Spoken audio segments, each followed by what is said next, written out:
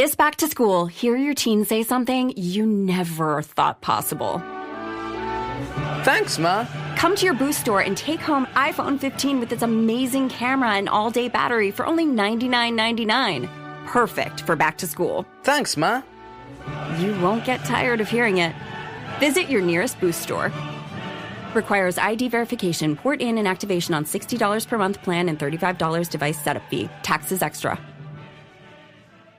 Hey, I'm Trisha Hirschberger, gamer, streamer, and Amazon Live host. I stream about tech, gaming, and the stuff I actually buy right here with my community. And Amazon Live makes it easy. Streaming gameplay, scouting new gear, chatting, and shopping all at the same time. That's my kind of multitasking. And it all happens on Amazon Live. Shop on Amazon Live by searching Amazon Live in the Amazon Shopping app and follow your favorite creators today.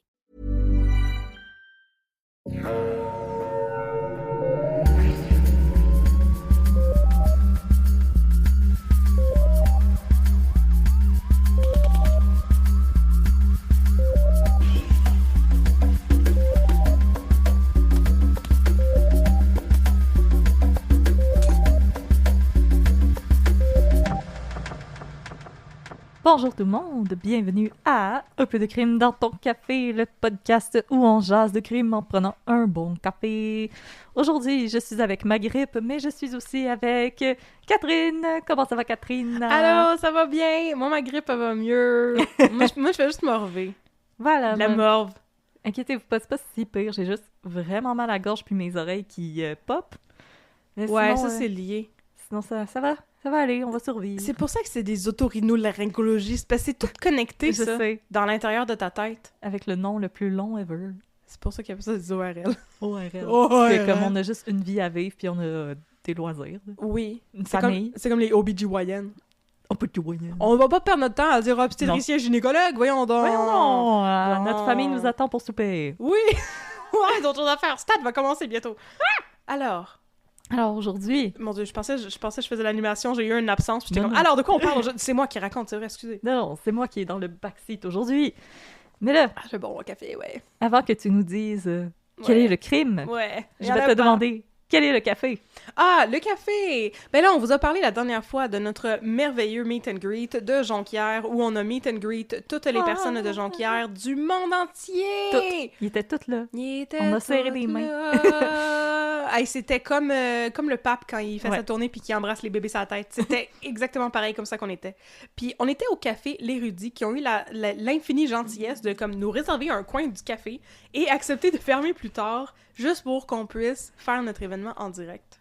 C'est quand même incroyablement généreux de leur part. Et là, on les a encouragés en achetant du café. Yeah! On vous encourage. On est fine demain. Et là, oui, là j'en ai acheté 2 parce que vous savez que moi j'aime la torréfaction pâle comme... Ta peau. Oui, mais je voulais trouver une autre comparaison tout d'un coup, puis là j'ai eu un blanc. Ton divan, juste là. Ah, mon divan il est pâle, c'est vrai. Mais bon, ils m'ont dit, ah, peut-être que t'aimerais ça aussi la torréfaction mi-noire, elle est quand même bonne. Je suis comme, oh, est-ce que mes papilles sont prêtes pour un tel café? C'est le café que je vous présente aujourd'hui. C'est le café qui vient de l'Érudit Café. Le café qui s'appelle Echo. C'est un café qui vient de l'Éthiopie. C'est un café qui est bio-équitable aussi. Je l'avais pas mentionné pour le terzo la dernière fois, mais je crois que tous les cafés de l'Érudit sont bio-équitables Il me en semble plus. que oui. Et c'est un café qui a des notes de chocolat au lait et des notes florales. Et je dois dire que c'est ça qui m'a convaincue, parce que j'ai dit au gars, moi j'aime pas ça quand ça goûte trop le café, là, parce que tu sais, moi je suis une vraie amatrice de café, j'aime pas quand ça goûte trop le café. Puis il était comme, je te comprends, madame.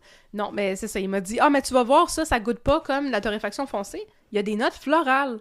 J'ai dit, ah, ok. Mes curiosités est piquée. Oh! Et non, et vraiment, il est très bon. C'est un café de torréfaction mi-noir qui est incroyablement doux, et c'est vrai qu'il y a des notes de chocolat au lait. C'est quasiment une gâterie en bouche, ce café. Si vous rajoutez du lait en plus dedans, comme moi je fais, ça fait encore plus chocolat au lait. Et c'est tellement bon. Non, mais c'est vraiment un très, très bon café qui est, je dirais, peut-être un peu plus versatile que le terzo dont je vous ai parlé la dernière fois, parce que justement, ben, c'est du mi-noir. C'est pas donc un café qui a beaucoup de notes acides, mettons, ou de notes d'agrumes. C'est vraiment un café qui se prête à tous les exercices et qui s'accorde avec tous les repas et tous les moments de la journée. Tous les repas de la journée. Est-ce que c'était tous les cris, Oui. les SOS? Oh, on va continuer à chanter des chansons aujourd'hui. Ah, mais on peut bien. Tu m'as dit qu'il n'y avait pas de crime. Il y a La pas fanfaronnade. Ah, ben là, y a-t-il un crime? On va en parler, mais c'est Parfait. ça. Bon, c'est ça. Maintenant qu'on a du café, de quoi tu nous parles? Non. Non, je peux pas vous parler, c'est trop terrible. C'est comment... bon, alors aujourd'hui, j'ai encore oublié d'écrire mon estifi d'introduction. Je vais vous parler d'une histoire Moment qui improvisation. Hein? Improvisation libre. Thème, oui, exactement. Introduction du cas de Catherine. Ah voilà, c'est improvisation, c'est pas mixte là, c'est juste improvisation individuelle d'une durée de 20 secondes sur le thème Introduction de l'histoire de l'accident de René Lévesque en 1977. La joueuse, c'est moi. Yay! Alors, je vais vous raconter une histoire qui a beaucoup fait jaser le Québec pendant vraiment pas très longtemps et qui est ensuite vraiment sombré dans l'oubli d'une manière qui m'a vraiment étonnée. Parce que c'est une affaire quand même assez importante qui est arrivée. Et c'est le genre de choses qui, aujourd'hui, déciderait sans doute en mal de la carrière d'un politicien, mais qui, dans ce temps-là, n'a pas eu les répercussions auxquelles on pourrait s'attendre. Intéressant. C'était pas pire comme introduction Ben oui. improvisée. Je t'ai même pas fait de pénalité pour cafouillage. 10 sur 10, exactement! 10 sur 10. C'est mon père qui m'a recommandé cette histoire. On le salue. On le salue. Mon père étant convaincu que dans cette histoire, il y avait un crime, je le suis un peu moins. Et s'il écoute cet épisode un jour, on pourra en rediscuter à la Vous fin. allez pouvoir débattre. Merci, papa. Oui. Parce que moi, je pense qu'il n'y a pas vraiment de crime. Mais lui, il pense qu'il y a un crime. En tout cas, on verra c'est quoi le crime. Alors aujourd'hui, je vais vous parler de la mort d'Edgar Trottier et de l'accident de René Lévesque qui s'est déroulé dans la nuit du 6 février 1977. Es-tu prêt à mettre un petit peu d'accident de char dans ton café? Je suis pas sûre que ça rentre, mais oui. Donc, partie 1. Un témoin. J'ai pas fait des noms de parties funky, là. OK, alors nous sommes le 6 février 1977. La situation sur la Terre est catastrophique. La couche d'ozone a été complètement détruite par les gaz carboniques des voitures, l'industrie chimique et le push-push en cacane. Non, sérieusement. Nous étions dans la nuit du 7 février 1977. À l'heure de fermeture des bars, un étudiant en histoire de l'art de l'Université de Montréal, un jeune homme du nom de Silvio Gauthier... Ah, il y a le nom de quelqu'un qui étudie en histoire de l'art. Hey! Puis il y a le nom d'un étudiant en 1977 aussi, Silvio. En tout cas, Silvio Gauthier. Moi, c'est juste comme Silvio Gauthier. Qu'est-ce qui s'est passé? Il y avait, mais ils ont parlé de son frère aussi, mais je pense pas que j'ai le nom de son frère dans un des articles. En tout cas, Silvio Gauthier. On le salue. Bon, c'était un jeune étudiant, jeune et fringant, et il est sorti d'une discothèque. Est-ce qu'il était sorti avec ses chums de filles? Non, il était sorti avec son frère. Ah, C'est pour ça. ah mais maudit. C'est bien moins drôle. Marie-Chantal Toupin n'aurait pas fait de toune là-dessus. Ah là là. Merci d'égayer mon cas. De rien. Je suis contente. Alors, il est sorti d'une discothèque pour se retrouver dans la rue froide et enneigée de Montréal. Ah. Parce que, comme même si Roger Taillibert, l'architecte du Stade olympique, ne savait pas qu'il y avait de la neige ici en hiver, je vous l'apprends, Surprise! il y a de la neige ici en hiver. Ouais! Donc, il avait passé la soirée avec des amis et il était allé voir un film au cinéma avec son frère et ensuite il était sorti en boîte, comme disent nos cousins les Français. Ah, on les On salue! sait qu'est-ce qu'il avait été voir au cinéma. Non, c'était pas ce qu'il avait été voir au cinéma. J'aurais Ah, dû chercher ce maudit. bout-là. Y a-t-il une possibilité de chercher qu'est-ce qu'il y avait au cinéma en 1977? Bah, tu peux juste regarder les films de 1977. Ah, c'est merveilleux. Attends, on va faire ça. Ok. D'accord. Tu vas-tu regarder ça ou c'est moi qui le regarde? Ah oui, ok, vas-y. Dis-moi, c'est quoi les films? Puis là, pendant ce temps-là, je vais vous expliquer la suite de l'histoire. Je pensais que t'allais faire du scat. I'm the Scatman, bibidi-bidi-bop-bop-bop. J'espère vous avoir rappelé cette très, très mauvaise chanson. Je sais pas, j'aime c'est pas un ça. étudiant en art. Il Oui. a soit qu'il a été voir Eraserhead de David Lynch Ah non, ou ça fait peur, ça. Annie Hall de Woody Allen. Ah non, c'est pas une bonne personne, Hashtag ça. cancelled. Ben, que hashtag moi, cancel, mais c'est très bon, Annie Hall, pareil. Moi, je pense pas qu'il a été voir Slapshot. Ah, avec Paul Newman? Ouais. Pourtant. Ou il a peut-être été voir Sorcerer Qu'est-ce que c'est ça? avec l'adaptation américaine de Le salaire de la peur. Oh non, pas le salaire de la peur d'Henri Yeah. Girard! Exactement. Le sale gosse qui a tué sa famille, là! Exactement. Ah, ben putain de merde, Oui. là! Il y a peut-être été Référence voir à notre ça. C'est épisode quand bonus. même une bande-son de Blood Orange? Non, Orange... Tangerine Dream! Je me demandais combien de groupes d'agrumes qui existaient. Ça Ton ressemble jeu- à ça, du Tangerine Dream. C'est vrai que ça ressemble à ça! Mon Dieu. Les fans de Tangerine Dreams vont me pitcher des briques. T'es une femme orchestre! C'est Oui. incroyable! Oh, mon Dieu. Bon, On donc, s'y croyait! alors, il Les était... membres de Tangerine Dream, J'es- comment c'est ça? J'espère qu'il était... Là, t'as dit que c'était le Sorcerer. Ben, Ouais. moi, je préfère penser que Tangerine Dream ont fait la soundtrack de Slapshot. Alors, il était allé voir Slapshot avec la soundtrack de Tangerine Dream. Et ensuite, il était sorti en... Ensuite, il était sorti en boîte. Bon, et là, il est sorti. Il était environ 4h du matin. Il n'y avait pas d'autobus parce que ce que j'ai cru en comprendre, c'est que dans ce temps-là, il n'y avait pas de service d'autobus de nuit. Donc, il était au coin Guy et Côte-des-Neiges.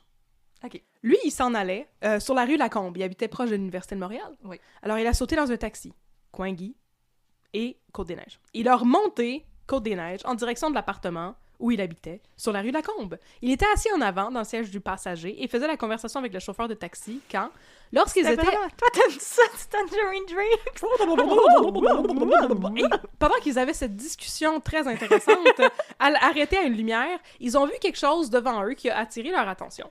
Un peu plus loin devant, il y avait une masse au milieu de la chaussée, au milieu de la rue, sur Côte-des-Neiges. Un homme avait garé sa voiture et était sorti dans la rue. À ce que j'en ai compris, la voiture de l'homme qui s'était garé était en sens inverse. Fait que les autres montaient vers le nord Côte-des-Neiges, fait que l'autre auto s'en venait vers le sud. Côte-des-Neiges était arrêté sur le côté pour, justement, parce que l'homme était... J'ai tellement bien expliqué ça. C'est parce que je vois... je te suis. Je vois les dessins que j'ai vus dans les journaux dans la tête, j'essaie de vous expliquer ça. Alors, le conducteur de la voiture qui venait en sens inverse était garé sur le côté de la chaussée pour sortir de sa voiture et faire signe aux automobilistes de faire attention parce qu'il y avait une masse au milieu de la voie. Voilà. Bon, voilà, c'était clair, là. Ben oui. En sens inverse, il y avait une autre voiture qui approchait rapidement et à la dernière minute, la voiture qui s'en venait a fait une manœuvre brusque pour éviter l'homme qui était debout dans la rue et qui faisait des signes et a frappé la masse qui se trouvait au sol. Sans doute un sac poubelle ou un débris de pneus, s'est dit Silvio. Son taxi a continué sa route et Silvio a retrouvé son lit sans savoir qu'il venait d'être témoin d'un des accidents les plus marquants de l'histoire du Québec. Ce n'était pas un sac poubelle au milieu de la voie, mais c'était un homme quasi inerte. Et après l'avoir frappé, la voiture a traîné son corps sur une distance de 142 mètres avant de s'immobiliser enfin. Ah. Le conducteur de la voiture est sorti de celle-ci et a fait signe à un taxi de s'arrêter pour demander à son chauffeur d'appeler avec la radio qui se trouvait dans son véhicule, la centrale, pour que soit contacté le 911. Le conducteur au volant de la voiture qui venait de frapper un homme, c'était René Lévesque, le nouveau premier ministre du Québec. What? T'as moins de son de Tangerine Dream à faire tout d'un coup? Non, c'était approprié. Non, Mais j'étais comme... Ah, mais j'aurais pas pensé, par contre, à arrêter un taxi pour qu'il flague la centrale avec sa radio. Je suis comme, hey, ça prenait un système D quand t'avais pas un téléphone dans tes poches. Ben non, mais c'est ça. C'est des réflexes que nous, on n'a pas parce qu'on a toujours un téléphone dans nos poches, effectivement. Mon Dieu, ce commentaire avait tellement pas rapport, Audrey. Félicitations. Tout... Wow, il y avait pas de Veux-tu téléphone! Veux-tu un doctorat honoris causa des commentaires par rapport? Ben oui. Tu peux en avoir un! Ah, je pense que On en donne à eu tout un. le monde. Ah. Alors, partie 2. Un petit poêle. 2 petits poètes, 3 petits poètes. OK.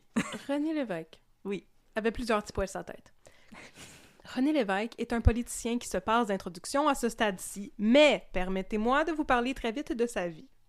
René Lévesque est né le 24 août 1922 à Campbellton, au Nouveau-Brunswick. En 1944, il a été recruté par le Bureau d'information de guerre des États-Unis et il est devenu correspondant de guerre pour eux. Il était, entre autres, responsable de diffuser de la propagande pro-alliée et pro-américaine sur les ondes pour rallier les forces alliées. Il y avait beaucoup d'alliés dans cette phrase-là. Après la guerre, il est revenu au Canada et a commencé à s'illustrer à titre de journaliste, entre autres à Radio-Canada. Il s'est marié avec sa fiancée d'avant la guerre, Louise Lheureux, avec qui il a eu 3 enfants. En 1951, René Lévesque est envoyé en Corée en tant que correspondant de guerre, encore une fois. Son travail a été encensé par de nombreux journalistes de l'époque, dont Gérald Pelletier du Devoir, qui est mon préf. Je vous ai déjà parlé de Gérard Pelletier. Gérard Pelletier est mon préf parce que c'était le journaliste qui a aidé Pacifique Plante à publier ses articles sur la corruption dans le milieu policier à Montréal. Audrey, comme oui, tu me l'as dit, oui, tu me l'as dit. Non, moi, je... Au cas où tout le monde l'a oublié, Gérard Pelletier, c'est mon boy! Je souris, regarde. Gérard Pelletier, c'est mon boy. En tout cas, Gérard Pelletier a encensé le travail de René Lévesque. C'est lui aussi qui a levé le flag sur l'antisémitisme de Jean-Louis Roux. Absolument! Gérard, c'est mon boy. Il tient des propos intolérants dans lesquels il n'y a pas de tolérance. Ah, les croix gammées, c'est mal! Mais Bon, ça. donc, son travail a été encensé par de nombreux journalistes de l'époque, dont Gérard Pâtier du Devoir, qui l'a décrit en ces termes. Je suis enfin rendue à ma citation. Là, je vais rouler mes airs pour faire une voix de vieux monsieur. Ah oui. Personne jusqu'ici n'avait réussi... Non, c'est pas ça. Il y a été bien plus brillant que ça. Personne jusqu'ici n'avait réussi à nous rendre présente cette guerre prélude qui s'infecte là-bas comme une plaie. Ce n'est pas un reporter de Radio-Canada que nous entendons quand il nous parle. C'est un homme de notre milieu, un homme libre, qui a promené là-bas notre conscience, nos espoirs, nos craintes et notre curiosité. C'est un homme de notre high milieu. praise. Oui! C'est un homme de notre milieu. Et c'est l'impression qui a plané à propos de René Lévesque pendant toute la durée de sa carrière, tant en tant que journaliste qu'en tant que politicien. Il était un homme du peuple et il parlait pour le peuple. Son entrée en politique, justement, s'est faite graduellement. Déjà, lorsqu'il était journaliste, il prenait la parole contre la censure que le régime de Maurice Duplessis, Momo, comme on l'appelle à ce podcast, imposait entre autres sur l'industrie du cinéma. Au début des années 1960, René Lévesque était connu comme étant un fervent anti-duplessiste, qui est une bonne chose à être connu pour. Oui, félicitations, félicitations. Félicitations. Et aussi un syndicaliste. Félicitations aussi. Excellente chose ici. Et aussi un libéral aux valeurs progressistes. Félicitations aussi. Félicitations, Bon. félicitations. Alors, René Lévesque voulait alors devenir candidat pour le Parti libéral de Jean Lesage en vue des élections qui ont suivi la mort de Maurice Duplessis. Mais il y avait d'abord une embûche considérable à régler. Ses problèmes matrimoniaux. Oh. René Lévesque était un homme à femme. Oh yeah. Bien qu'il était marié à Louise Lheureux et le père de 3 enfants, je l'ai déjà dit, il a longtemps entretenu une relation extra-conjugale avec une journaliste de renom. Est-ce que tu sais c'est qui? Judith Jasmin. Bien sûr! Judith Jasmin, qui était une des journalistes qui, en fait, avait aidé René Lévesque à devenir journaliste à Radio-Canada. Et là, après la rupture... Ça me fait juste rire, parce que comme les gens qui nous écoutent en France présentement doivent être comme, c'est quoi le problème d'un politicien qui a une maîtresse? Non, je sais, mais comme... Pour Jean Lesage, c'est un gros problème. Oui, mais tu sais, Ouais. je pense que c'est comme dans l'excellente série Au service de la France, Oui. quand que les espions américains disent « Oh, on a des documents compromettants sur JFK », puis là, les espions français sont comme « Ah ouais, qu'est-ce que c'est? » Puis ils sont comme « Il aime les femmes ». Les journalistes français sont comme « Ok, mais c'est quoi les documents compromettants? » Ça me fait penser à ça. Oui. Les gens en France qui nous écoutent présentement sont comme « Ok, mais c'est quoi le problème de René Lévesque, au fait? » Ben là, son problème, c'est qu'il trompe sa femme, puis qu'on était dans une société très catholique, on va le rappeler. Ah, les Je Français pense que sont c'est ça le comme... problème. Ah, Bon. Alors, il avait une aventure avec Judith Jasmin, puis après sa rupture avec Judith Jasmin, il a eu une autre aventure avec une jeune comédienne et a même eu une fille hors des liens sacrés du mariage. Louise, sa femme, n'était pas une tweet et elle se doutait des infidélités de Tipwell, comme il était surnommé. Parce qu'il revenait avec plein de rouge à lèvres sur ses chemises. Oui, parce qu'il y avait, tu sais, ses cheveux, son hairline commençait à peu près au tiers de sa tête quand on part par en arrière, Ouais. et tout le reste de son front était couvert de rouge à lèvres. Alors, sa femme était comme « Ah, René, qu'est-ce que t'as fait encore, tabernacle? » Et là, René. Louise était tannée et elle a engagé un détective privé pour tirer la chose au clair. Le détective privé a très facilement trouvé des pièces compromettantes sur les infidélités de René Lévesque. Voici les bobettes de Judith Jasmin. Et, exactement, et voici des photos de lui qui french une femme dans un bar, genre, mettons. Et ensuite, ben, Louise a entrepris des démarches nécessaires pour divorcer. Bon, a sans doute dit Jean Lesage, puisqu'il a indiqué à René Lévesque que celui-ci ne pourrait pas devenir candidat libéral s'il ne réglait pas ses problèmes avec sa femme. Ce fut éventuellement chose faite, et René Lévesque a eu la liberté de sauter à pieds joints dans la vie politique. Yes, sir. En fait, ce qui est arrivé, c'est que justement, il a pris une espèce d'entente avec sa femme, c'est ce qu'on en comprend, parce que ses infidélités ne se sont pas terminées là, mais il est resté marié à Louise Lheureux. Mais dis-moi, est-ce que Louise, elle avait des amants, tu sais, tant qu'à avoir un arrangement? Ben, je sais pas, parce que, je dirais, comment dire? Le sexisme. Non, mais tu sais, Ouais. je veux dire, la vie de René Lévesque a beaucoup plus été couverte dans les médias, puis des Ouais. biographies et tout. Je sais même pas s'il y a quelqu'un qui a écrit une biographie sur la femme, la première femme, en fait, de René Lévesque. Spoiler, il va se remarier à un moment donné. Mais donc, je lui souhaite beaucoup, parce que là, ben, on est au début des années 60, puis ils ont juste divorcé en 78, fait que... Oh my God. Je lui souhaite que ça faisait du fun de son bord, cette dame. Et Comme donc, Margaret Trudeau qui avait l'air d'en avoir en esti du fun. Oh, elle était belle, en Je suis plus. tellement fan de Margaret Trudeau. Ah, qu'elle était belle. C'est pour ça que Justin Trudeau, il est beau, parce que tu regardes Pet, puis il fait peur un peu. Ah, Pierre-Éliott Trudeau, de son prénom. Donc, bon, ben voilà, fait que elle avait entrepris les démarches pour divorcer, et là, il a tout réglé les problèmes avec sa femme. Ah oui, donc, il a sauté à pieds joints dans la vie politique. Il a été... Oui! Comme une glissade d'eau! Il allait même pas dans le pavillon Judith Jasmin de Lucam. Non! Jamais! Jamais! À toutes les fois qu'il allait dedans, il disait « Mon Dieu, mais je suis déjà venu ici! » Oui, je suis déjà entrée dans Judith Jasmin. Je suis vraiment fière de ton jeu. Yes! Ok, parfait. Alors, il a sauté pieds loin dans la vie politique et il a été ministre des Travaux publics, puis ministre des Ressources hydrauliques, et il est derrière le projet de nationalisation des ressources hydroélectriques du Québec. Maître chez nous! Yeah! Notre électricité! Notre électricité! René Lévesque était un politicien fougueux, agissant par principe. Alors qu'il était ministre du Parti libéral, il n'était pas le premier ministre, il était un des ministres du parti, je tiens à le préciser. Bon, il a mis sur pied une politique constitutionnelle pour établir la souveraineté de la nation québécoise devant l'Angleterre. Donc, la séparation du Québec, c'est toujours quelque chose qui a été important pour lui. Il a présenté son projet lors du congrès du Parti libéral et les membres du Parti libéral ont refusé de discuter sa proposition. Alors, René Lévesque, dans un grand coup de théâtre, il a claqué la porte et le lendemain, il a démissionné du Parti libéral. Ensuite, il a fondé en 1967 le Mouvement de Souveraineté Association, le MSA. Rapidement, celui-ci a entrepris des négociations avec le Ralliement national de Gilles Grégoire, ainsi que le Rassemblement pour l'indépendance nationale de Pierre Bourgault, dont on a parlé, le RIN, dont on a parlé parce que c'est un des ancêtres du FLQ. Finalement, c'est de la fusion entre le MSA et le Ralliement national, et non pas le RIN dont tout le monde se sacrait, que, propos controversés, qu'est né, en octobre 1968, un nouveau parti politique indépendantiste, le Parti québécois. Tada! Tada! René Lévesque Paul Saint-Pierre Plamondon qui a peur des personnes trans. Oh non, je l'ai dit! Oui. Oh non! Ben, c'est bien plate, parce que ça partait de bien belles idées, cette histoire-là. Puis là, c'est comme qu'il dirait parti en couille aujourd'hui, le Parti québécois un petit peu. Oui, mais moi, propos controversés, Paul Saint-Pierre, il a été élu par pitié parce que la madame, elle avait enlevé ses tracts des boîtes à mal du monde, là. Non, ça se peut. Je veux dire, je m'en fous, là, je vais le dire. Mais non, mais ça se peut. Non, je fais comme, ton petit gars, il fait pitié. Ah, il fait dans... On pensait qu'il faisait pitié jusqu'au moment où il s'est mis à chialer contre les toilettes... contre les mixte. personnes trans, et qu'on était comme tu fais juste semblant d'avoir 35 ans. En fait, tu en as 95. T'aurais dû être dans le parti de quelqu'un d'autre. Le parti qui rimait avec pignon frational. Voilà. C'est pas pire, hein? Oui. Je trouvais pas de rime pour le national. Alors, René Lévesque, à la tête du Parti québécois, a essuyé une première défaite électorale le 29 avril 1970, mais le parti a tout de même réussi à faire élire 4 députés et a récolté 600 000 votes, ce qui est quand même beaucoup.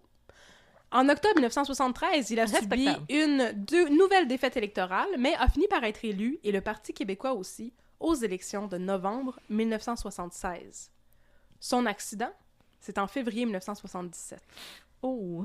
4 mois à peine plus tard. C'était brand new. Partie 3. De retour à l'accident. La police s'est dépêchée sur les lieux. Iou. Et là, je vais encore faire ma joke de la police qui aime les beignes. Alors, ils ont arrêté chez Tim Hortons pour s'acheter des beignes avant de venir là. Non, mais tu sais que j'aime les policiers. Voyons donc.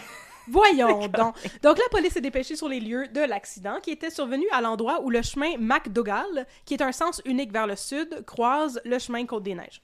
Une ambulance est aussi envoyée et celle-ci se dépêche d'amener le corps de la pauvre victime à l'hôpital général de Montréal où son décès est constaté immédiatement.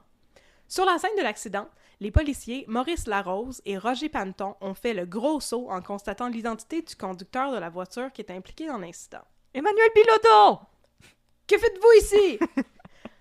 René Lévesque leur a demandé de procéder comme il le ferait en temps normal, avec impartialité et neutralité. Le premier ministre leur a ensuite raconté sa version des faits.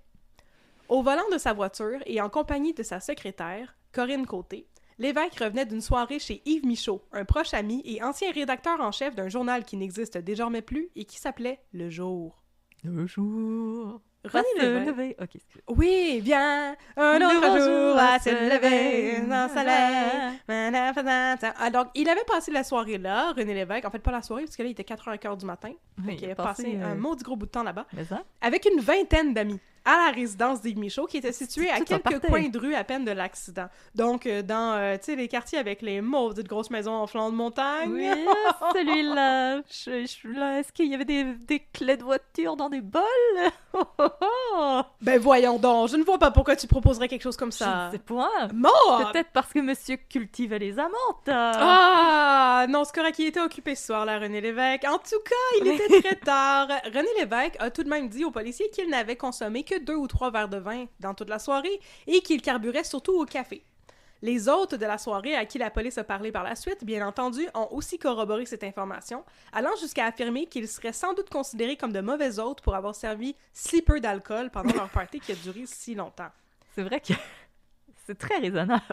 Oui, ils ont aussi corroboré les informations de René Lévesque quant à sa consommation de café. En fait, une participante à la fête a dit qu'elle avait bu voir 5 ou 6 espressi et lui aurait demandé comment il arrivait à dormir en buvant autant de café. C'est parce que je fume 4302 cigarettes par jour. Non, spoiler alert, il ne dormait pas beaucoup, Tipwell. Non. Il était pas mal occupé et beaucoup rongé par l'anxiété d'être, le premier ministre du Québec. Non mais, quand tu veux l'indépendance du Québec, il n'y a pas le temps de dormir. Ah! Ben non, puis comment osais-je parler de possiblement l'anxiété et la santé mentale d'un homme dans les années 70? Ça n'existait pas la santé How dare mentale you? dans les années How 70. dare you? Alors, René Lévesque et sa secrétaire, qui dans une entrevue de l'époque était appelée sa secrétaire, ce que je trouve qui est une prononciation vraiment weird de ce mot-là. Donc, lui et sa secrétaire Corinne sont partis du party vers 4h du matin. Juste secrétaire ou... Hey, on va en parler tantôt de ça, OK? Garde-toi une petite gêne. Bon, Lévesque roulait à environ 25 000 à l'heure. Et il est possible qu'il roulait plus vite que ça. En fait, selon la police, par la suite, il roulait possiblement beaucoup plus à 35 000 à l'heure qu'à 25 000 à l'heure. 35 000 à l'heure, c'est à peu près 70 km/h, exactement. Donc, il allait quand même vite. Et au sortant d'une courbe, qui est la courbe prononcée qui lie le chemin McDougall, qui est un one-way, à celui de la Côte-des-Neiges, ben, ils ont vu George Wilson, il s'en venait pas mal vite, puis là, ils ont fait une manœuvre pour l'éviter, mais en faisant ça, ben, il était pas capable d'éviter de frapper l'homme qui était sur la chaussée. Hey, 70 dans une courbe, c'est beaucoup. Hein? 70 dans une courbe, c'est beaucoup. Les policiers sont ensuite... Wow, qu'est-ce qu'un auxiliaire dans un passé composé, je vous le demande? Les policiers sont ensuite passés à l'interrogatoire du témoin principal, le jeune homme qui se tenait au milieu de la chaussée et qui signalait aux automobilistes. Je peux enfin vous dire son nom au lieu de dire le jeune homme avec son auto tantôt, comme j'essayais de vous expliquer tantôt. J'essayais de pas dire son nom parce que ça arrivait plus loin dans mon script, mais là, ça marchait pas tant que ça. Reveal! C'était un jeune homme de 20 ans qui s'appelait George Wilson. George revenait d'une soirée quand il a aperçu un homme couché au milieu de la rue. Alors, il a arrêté son auto, puis là, il s'est mis au milieu de la rue, puis il était comme « Monsieur, est-ce que vous êtes correct? » Puis là, il voyait que le monsieur, il était, affalé au milieu de la rue, il était en grand état d'ébriété, on va en parler un petit peu plus tard, puis il essayait, de se relever, mais comme ça fonctionnait pas vraiment beaucoup. Puis là, ben, il a vu qu'il y a des voitures qui approchaient, fait que là, George Wilson s'est mis dans la rue, puis il fait « Non, faites des signes », il faisait des signes avec ses bras pour inviter les gens à arrêter. Mais justement, lui a dit que, ben... en essayant d'éviter de le frapper lui, c'était inévitable que la voiture de René Lévesque percute le corps de l'homme qui était sur la chaussée. Donc, selon lui aussi, l'accident était inévitable. Partie 4. Pas de chauffeur, interrobeigne! Dès le matin, les journaux du jour ayant déjà été imprimés, la nouvelle a commencé à circuler à la radio. D'abord, on parlait beaucoup de René Lévesque et surtout, on se demandait « Mais pourquoi ne se faisait-il pas conduire comme un premier ministre qui se doit? Ah! » Qui est pas une question que je m'étais posée parce que j'ai comme un pas assez... pavot. Non, mais j'ai pas assez de privilèges pour me poser cette question-là, mais c'est effectivement une bonne question. Eh bien, voyez-vous, René Lévesque, selon un article de la presse rédigé par Michel Auger juste après l'accident, René Lévesque avait la réputation de ne pas aimer faire attendre ses chauffeurs et ses gardes du corps. Il préférait donc les renvoyer chez eux dès qu'il jugeait qu'il allait passer un temps considérable à un seul endroit. Et aussi, il utilisait très rarement son chauffeur lorsqu'il se déplaçait le week-end. Ce n'était pas, aux yeux de plusieurs, une chose très sage à faire. De fait, la Sûreté du Québec, qui est responsable de la sécurité du premier ministre et des membres de son cabinet, avait déjà fait des pressions auprès du gouvernement Lévesque pour que ceux-ci, tous les membres du gouvernement, acceptent au moins un chauffeur pour les suivre constamment, ce qui avait été refusé pour des raisons économiques, ce qui est une maudite bonne raison, à mon avis. Ben, je veux dire aussi, dans ce temps-là, les gens n'avaient pas accès à cette chose qu'on appelle Internet. Alors, ils étaient un petit peu moins weird. Absolument. Et tu sais, d'autres membres de son cabinet ont cité aussi pour expliquer leur réticence à employer un chauffeur sans arrêt des raisons très altruistes, en disant qu'ils ont bien droit à des congés, ces gens-là. C'est des travailleurs comme les autres. Oui, absolument. Ben oui, fait que ça explique sa réticence à vouloir garder son chauffeur dans le parking jusqu'à 4h du matin quand il s'en va se voir ses amis. Écoute, moi, je suis d'accord avec ça. Ben là, moi aussi. Voilà. Mais c'est ça, cette Les attitude Thibault à côté de nous qui est comme quoi? Quoi?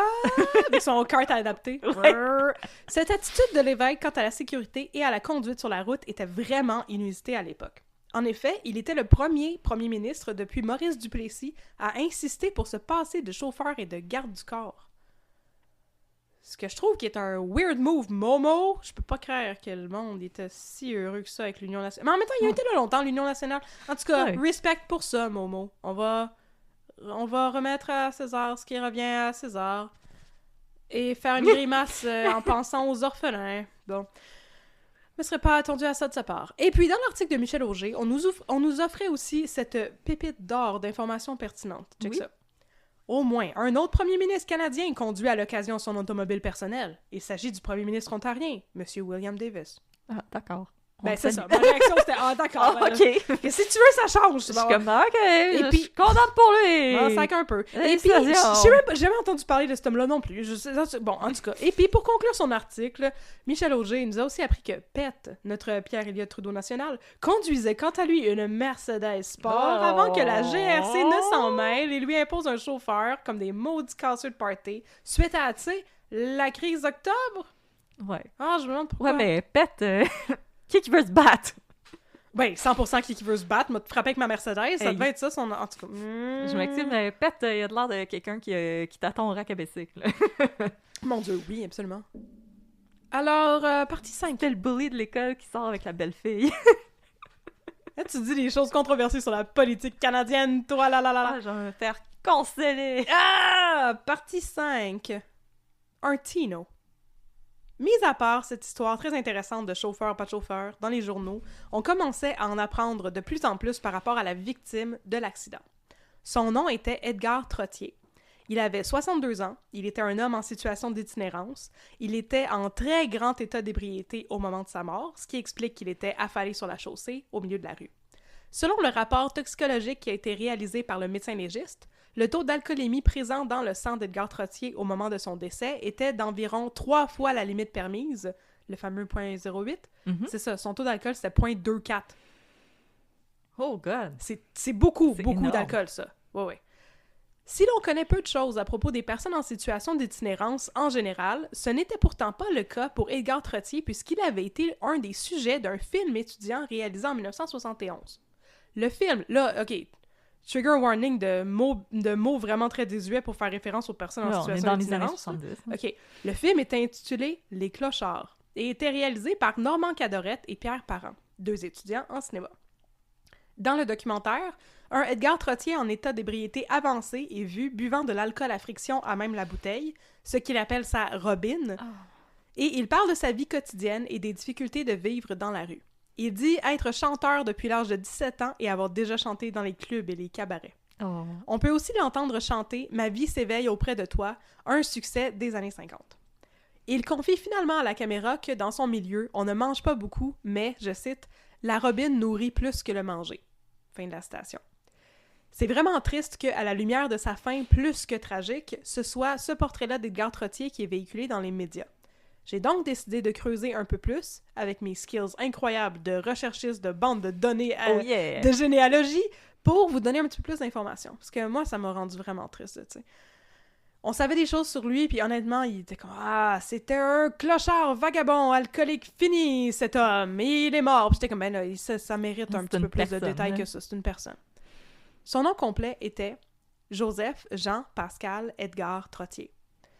Il est né à Montréal en 1914, dans le quartier Laurier. Son père s'appelait Albert et sa mère Albertine, ce que je trouve bien cute. Oh!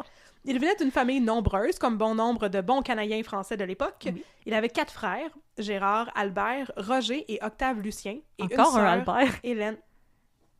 Oui, mais Albert Junior, mais là, c'est le deuxième. C'est un maudit beau nom. Ben, c'est comme l'histoire de Donald Morrison, Ouais. il y avait son troisième fils s'appelait Junior. Ouais. C'est ça, là, le deuxième s'appelait C'est mon Junior. préf. C'est mon préf, celui-là. Puis il y avait une sœur aussi qui s'appelait Hélène. Edgar disait être surnommé Tino. C'est pour ça que j'ai appelé cette partie-là comme ça. Il a servi dans le Royal 22e Régiment pendant la Deuxième Guerre mondiale. Il était private, donc simple soldat, comme l'aurait dit Marcel Dubé. Il s'est marié à une jeune femme nommée Marianne Riley en 1941. Je sais pas comment on va prononcer Marianne. Marianne? Marianne. Comme la chanson de So Leonard Cohen. long, Marianne. Bon, ok, voilà. Il s'est marié à Marianne Riley en 1941. Ils ont eu une fille qui s'appelait Harriet Florette, qui est née en juin 1941. Il a aussi été marié, supposément, ça, j'ai eu de la difficulté à vérifier cette information-là. Il y aurait eu une deuxième femme ou une deuxième conjointe qui s'appelait Mary Bridget McShane. Il y aurait eu un enfant avec elle. Mais le problème, c'est que dans mes recherches généalogiques, j'ai trouvé son acte de mariage avec Marianne Riley, mais j'ai pas trouvé d'autres actes de mariage. Par exemple, j'ai trouvé des preuves de l'existence de cet autre enfant McShane. Donc, y était-tu marié avec l'autre deuxième madame? On sait pas. Il était vraisemblablement en situation d'itinérance déjà au moment où il a été arrêté pour la première fois pour ivresse sur la voie publique en 1948. Il avait aussi sans doute déjà des problèmes de boisson. Dans les 3 mois précédant sa mort, il a été arrêté à 7 reprises pour vagabondage. Souvent, il passait la nuit sur les bouches d'aération d'un immeuble d'Hydro-Québec. Mais quand il n'était pas là, il essayait d'avoir un lit au Mission Old Brewery, mais il arrivait souvent qu'il en soit expulsé en raison de ses comportements erratiques et parfois agressifs. Il lui arrivait aussi parfois d'aller à l'hôpital des vétérans dans Côte-des-Neiges. Il y recevait des traitements et il pouvait parfois y passer la nuit. Par contre, au petit matin du 6 février, Edgar Trottier a été expulsé de l'hôpital des vétérans par des gardes de sécurité parce qu'il était trop turbulent. C'était à 3h48 du matin. Moins de 30 minutes plus tard, il s'est fait frapper par la voiture de René Lévesque. Au moment de son décès, Edgar Trottier avait 62 ans. Sa dépouille a été enterrée dans le champ d'honneur du cimetière Pointe-Claire pour les vétérans, et c'est malheureusement tout ce que j'ai réussi à trouver sur la vie de cet homme-là. Oh, ça me rend triste. Oui, je sais. C'est comme... Je pense qu'on va avoir beaucoup à dire sur le traitement des vétérans puis de l'itinérance à Montréal. Oui. Ben, puis moi, ça m'a vraiment fait de la peine, justement, parce que il y avait des extraits de... Ah, mais justement, vu que j'ai pas fait mon intro, j'ai pas pu vous parler de mes sources, mais une de mes sources importantes pour ça, c'était un épisode du balado « L'histoire ne s'arrête pas là », qui est sur les ondes de Radio-Canada, c'est sur la plateforme audio, et il faisait jouer des extraits du film étudiant où il y avait Tino, justement. C'est ça, il y avait Tino, puis l'autre, c'était je sais pas quoi d'autre. C'était 2 itinérants qui parlaient avec les cinéastes, puis comme il y avait vraiment une belle voix, puis tu sais, il disait « Ah oui, moi je suis chanteur, j'ai déjà été chanteur et tout », puis j'étais comme « Ouais, monsieur », puis il commençait à chanter, puis honnêtement, là, c'était comme du Aznavour, là, j'étais comme « Oh ». Puis après avoir écouté ça, ça me brisait le cœur de voir les journaux d'époque qui étaient comme « C'était juste un vieil ivrogne », puis j'étais comme « Oh ». Non, c'est une personne. C'était beaucoup plus que ça. Fait que si on est pour se rappeler juste d'une affaire, moi j'aimerais ça qu'on se rappelle que il se faisait appeler Tino puis il a chanté dans les clubs. Oh. Je trouve ça cute. Donc, partie 6, une enquête. Le coroner, Maître Maurice Laniel, a indiqué aux journaux qu'il traiterait cette histoire avec la même impartialité dont il faisait toujours preuve dans son travail.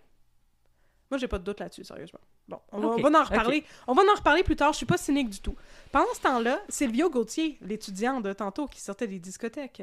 Et qui écoutait du Tangerine Dream. Oui! Il parlait de Tangerine Dream avec le chauffeur de taxi. Oui, mais le chauffeur de taxi, lui, il aimait mieux Giorgio Moroder. Oh! Oh mon Dieu, je pensais qu'il aimait plus comme King Crimson. Alors... Donc, Silvio Gauthier, il a entendu parler de ça à la radio, puis il s'est dit « Oh mon Dieu, c'est peut-être ça que j'ai vu quand j'étais dans le taxi, puis je revenais chez nous, puis je pense que j'ai vu quelque chose de weird avec l'auto qui faisait une manœuvre et tout. » Il en a discuté avec son frère, puis son frère lui a dit « Ben, tu devrais aller voir la police si tu penses que tu as des doutes. » Fait que là, bon. Silvio avait l'impression que la police ne le prendrait pas au sérieux, mais au contraire, les policiers au poste de quartier étaient tout de suite très alertes et très intéressés à connaître les détails de ce qu'avait entrevu Silvio. Le climat, selon Silvio, était très tendu au poste de police. Les policiers étaient, c'est évident, bien au courant de la gravité de la situation. C'était un accident, certes, un accident comme il en arrivait tous les jours, mais celui-ci semblait, à leurs yeux, beaucoup plus important et grave que les autres. René Lévesque, en février 1977, était premier ministre depuis 6 mois à peine. Tout l'espoir d'un peuple, tout l'espoir du Parti québécois reposait sur les épaules de Tipuel. Et la police aussi en était consciente. Un policier aurait même dit à Silvio Gauthier « Vous avez sa job entre les mains », en faisant référence à René Lévesque, bien sûr. Silvio leur a raconté ce qu'il a vu et il en est arrivé à la même conclusion que le coroner et George Wilson. En faisant une manœuvre pour éviter de frapper George Wilson, il était inévitable que la voiture de René Lévesque frappe Edgar Trottier. Le coroner, je viens juste de le dire, c'était ça sa conclusion. Il a déposé son rapport le 21 février 1977. Dans son rapport, le coroner Laniel a affirmé que c'était bel et bien l'accident qui avait tué Edgar Trottier. Donc, Edgar Trottier était vivant au moment où il a été happé par la voiture du premier ministre. Malgré cela, Laniel en a conclu que l'accident était inévitable. Dans la sphère publique, on s'est un peu agité. Claude Ryan, par exemple, qui était éditeur au Devoir et qui avait l'air d'une marionnette, a écrit qu'on devrait demander une enquête publique pour régler la question. Parce que, il faut se le rappeler, le coroner, il est fonctionnaire appointé par le ministre de la Justice. Le ministre de la Justice, Marc-André Bédard, avait été lui-même nommé par René Lévesque.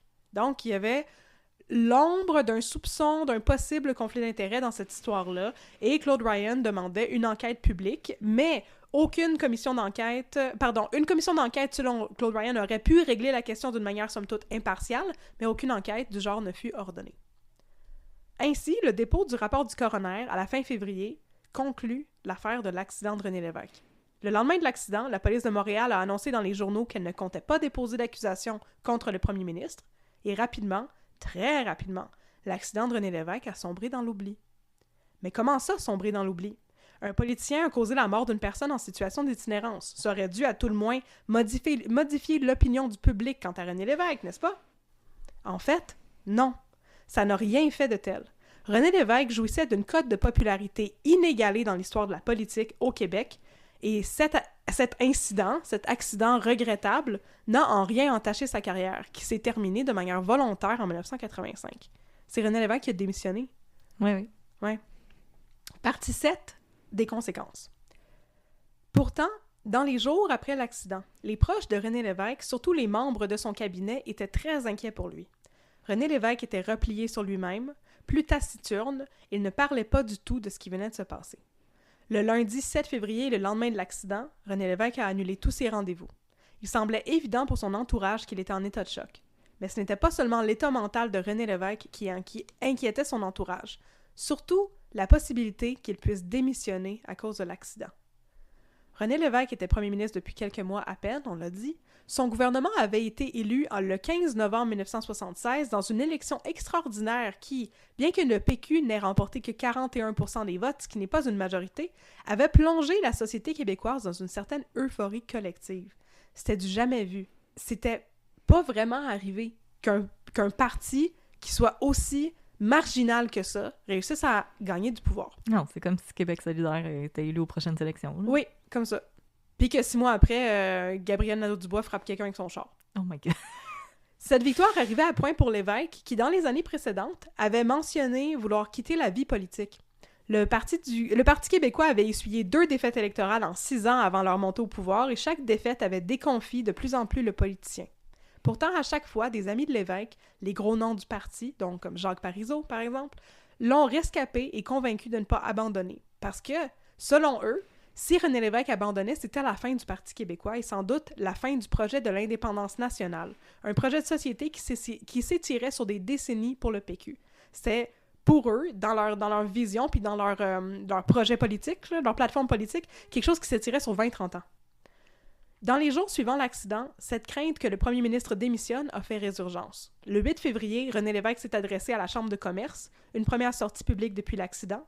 Questionné sur ses intentions pendant la vie politique, il a affirmé que cette histoire lui avait rappelé à quel point il était bien entouré d'amis chers qui étaient là pour l'épauler. On dirait que ses amis étaient là pour le rescaper de la vie politique, une fois de plus.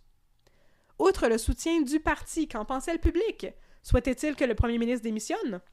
En fait, malgré l'accident et ses circonstances, la popularité de René Lévesque n'a pas changé. Il est demeuré populaire, il a été réélu en 1981 et il s'est retiré de la vie publique volontairement en 1985. En 87, à la surprise de tout le monde, sauf des gens d'aujourd'hui qui le voient fumer à la chaîne sur toutes ses hosties de photos, il est décédé. Bon.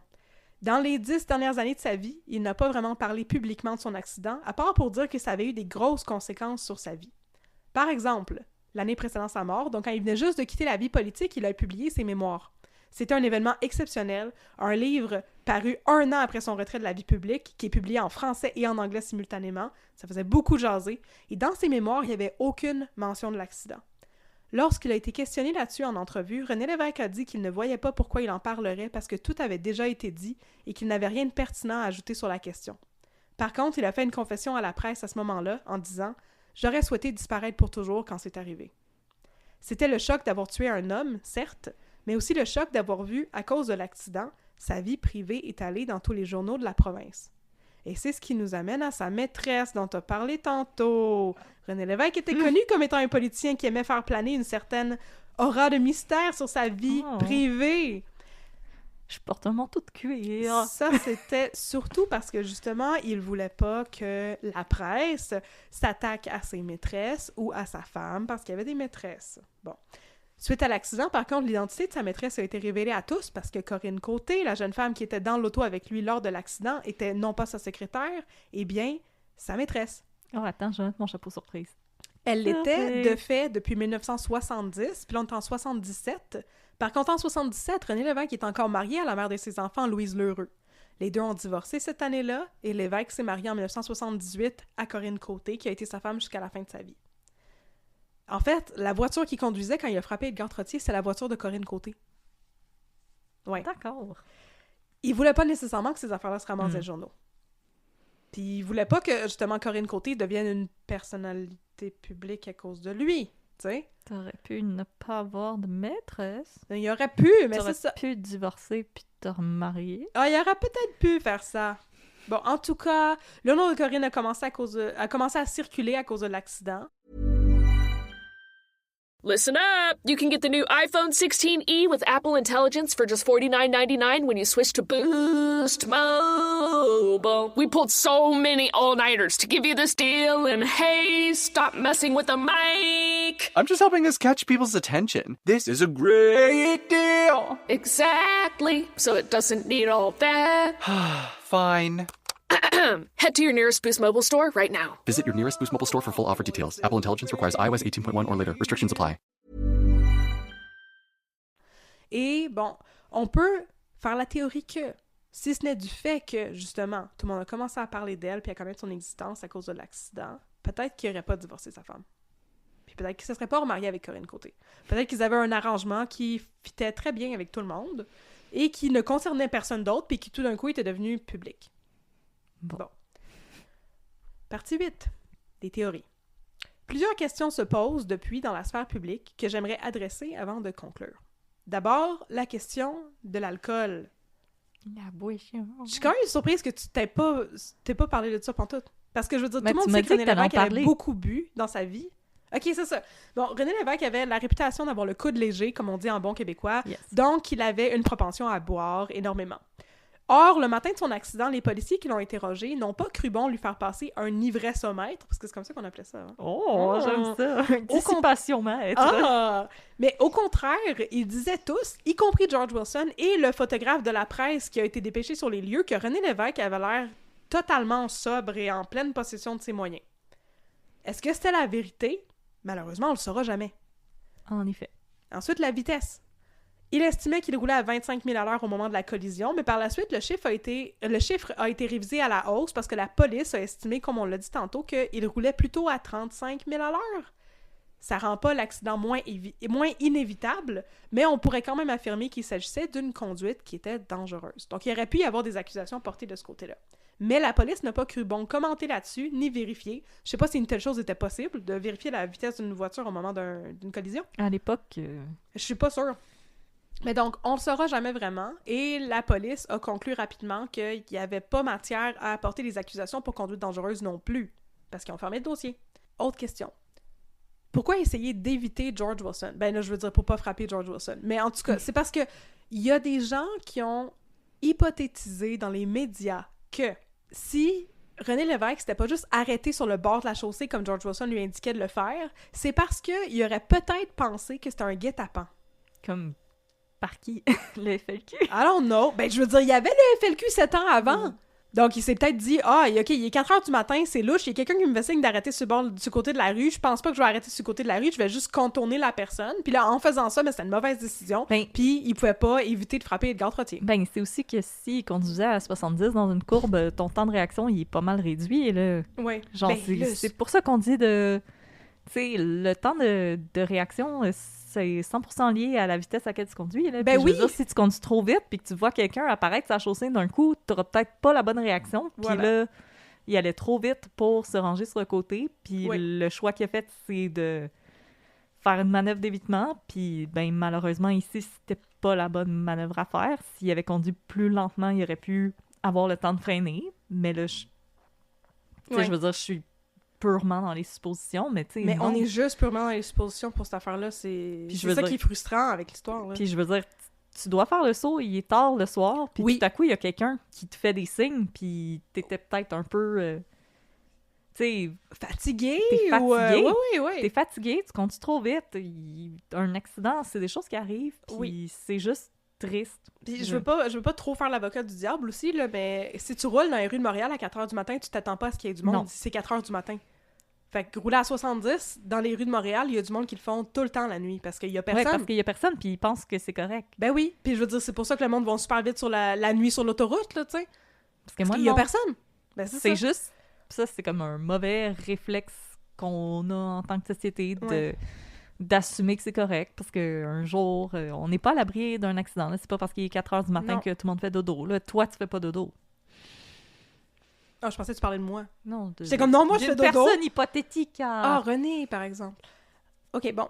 En tout cas, même s'il y a des proches du premier ministre qui ont formulé cette hypothèse-là par rapport au guet-apens, René Lévesque lui-même n'a fait aucune affirmation qu'elle est dans ce sens-là, ni à sa famille, ni aux médias, ni à la police. Donc, on ne sait pas si c'est vrai, on ne sait pas trop d'où ça sort, cette histoire-là, mais bon, il y aurait des membres de son cabinet qui auraient essayé de justifier le fait qu'il avait fait une manœuvre dangereuse en disant « mais il n'aurait pas pu s'arrêter, il pensait peut-être que c'était un guet-apens, le FLQ ». Non, moi je pense qu'il a juste fait le saut. Ça se peut. En fait, tout ça, ce ne sont que des théories. Parce que l'histoire, elle était toute simple. Je viens de vous la raconter. C'était une manœuvre d'évitement qui a causé la mort accidentelle d'un homme qui s'était dangereusement affalé au milieu d'une rue passante. Le chemin Côte-des-Neiges, c'est une grosse rue à Montréal.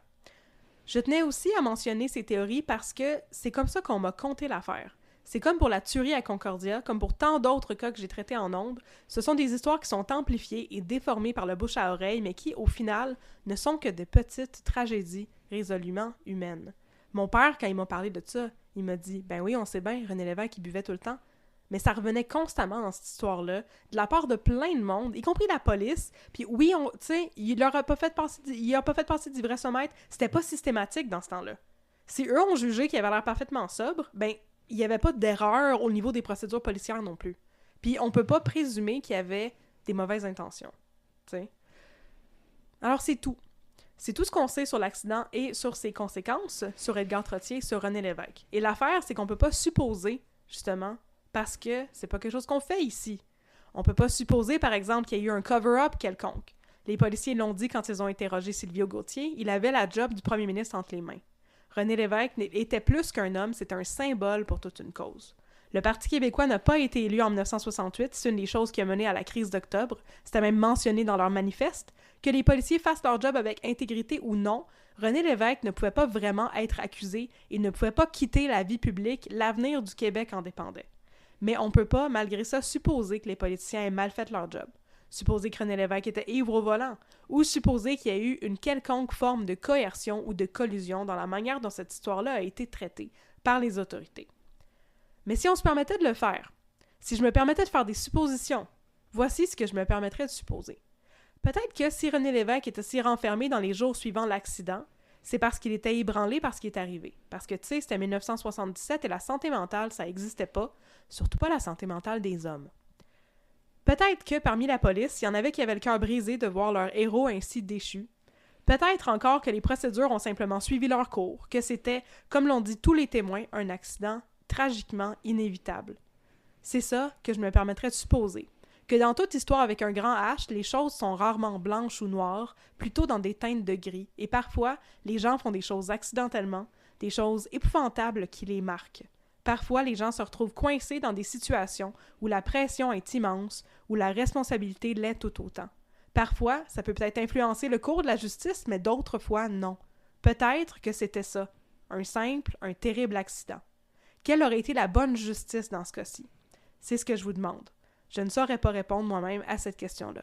Et c'est comme ça que je termine mon histoire sur l'accident de René Lévesque. Oh, c'est vraiment bien raconté. Ça m'a brisé le cœur, cette histoire. Non, je pense que c'est juste... Non, je pense que j'étais avec toi. C'est juste un événement tragique. Oui. Comme... C'est un accident. Il y a personne qui voulait du mal à personne. Puis... C'est juste le genre de choses qui arrivent puis qui montrent à quel point la vie, c'est quelque chose de tellement absurde, des fois. Mm-hmm. Puis... Non, je pense que c'est juste infiniment triste. C'est un accident. Rien d'autre. Moi, ça m'a vraiment... C'est ça. C'est encore une affaire. C'est comme l'affaire de Concordia. Je rentre là-dedans, tu sais, guns blazing. Je suis comme piou, piou, piou, piou, piou, il y a un crime. Quel est le crime? Je vais dévoiler la collusion. Finalement, tu trouves juste des gens brisés. Oh, mon Dieu! Puis là, tu sais, je faisais mes recherches. Je me disais, OK, tu sais, je me suis consacrée vraiment beaucoup au début à l'histoire d'Edgar Trottier. J'ai creusé vraiment beaucoup dans son vécu, puis à un moment donné, je me suis dit, OK, tu sais, j'ai atteint le fond, j'ai trouvé tout ce que j'étais capable de trouver comme information vérifiable sur sa vie à lui. Merveilleux. J'ai écrit le reste de mon cas, puis après ça, je me suis dit, on va faire la même chose pour René Lévesque. Puis, honnêtement, ça m'a fait beaucoup de peine, parce que l'impression... Genre, j'étais pas nécessairement quelqu'un qui connaissait énormément de choses sur la vie de René Lévesque, mais d'écouter les entrevues, là, justement, l'entrevue où est-ce qu'il parle aux journalistes quand son livre sort, puis les journalistes lui demandent pourquoi t'as pas parlé de ça, ça m'a tellement brisé le cœur, parce qu'il disait vraiment, ben, tu sais, j'ai pas l'impression que je pourrais rajouter quelque chose de plus pertinent, tout a déjà été discuté dans les médias, puis tu sens justement toute la hargne qu'il y a envers les médias, puis le fait que sa vie publique a été... il y a plein de spéculations qui ont été faites, il y a plein de monde qui avait des opinions, là, tout d'un coup, Corinne Côté, sa face était dans le journal, tu sais, tu voyais à quel point il était comme découragé de ça, puis il a fini par dire, ben, quand c'est arrivé, j'aurais aimé ça disparaître. Puis après ça, justement, de lire des témoignages de la part de ces autres membres de son cabinet qui disaient, ouais, ben, en fait, c'était pas la première fois qu'il menaçait de démissionner, ça y pesait énormément d'être en politique, puis finalement, c'était pas tout ce qu'il pensait que ça allait être, parce qu'il voulait lâcher à plusieurs reprises, puis on n'arrêtait pas de dire, mais tu peux pas lâcher, parce que c'était comme Jack Layton. Oh, Jack! Mais je sais! Ça m'a vraiment fait de la peine, parce que je me disais, maudite masculinité toxique, puis il aurait dû le laisser lâcher. Ouais.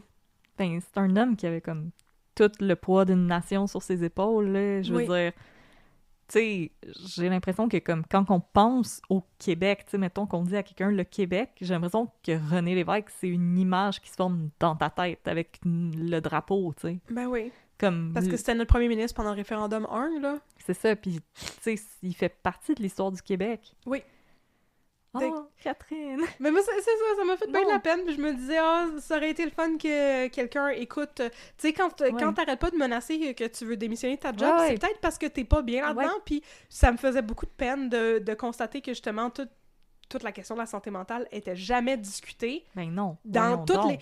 C'était toujours quelque chose qui était sous-jacent puis sous-entendu dans tous les articles que j'ai lus sur René Lévesque, les portions de biographie et tout. Il y a jamais personne qui mentionnait directement le fait que peut-être que cet homme-là, là, il était vraiment super anxieux. C'est pour ça qu'il buvait autant de café. Il dormait pas, il fumait tout le temps, puis il travaillait tout le temps. Parce qu'il avait l'air vraiment conscient du poids qu'il avait sur ses épaules. Puis c'était quelque chose que je ne savais pas à propos de René Lévesque. Ça m'a vraiment fait de la peine.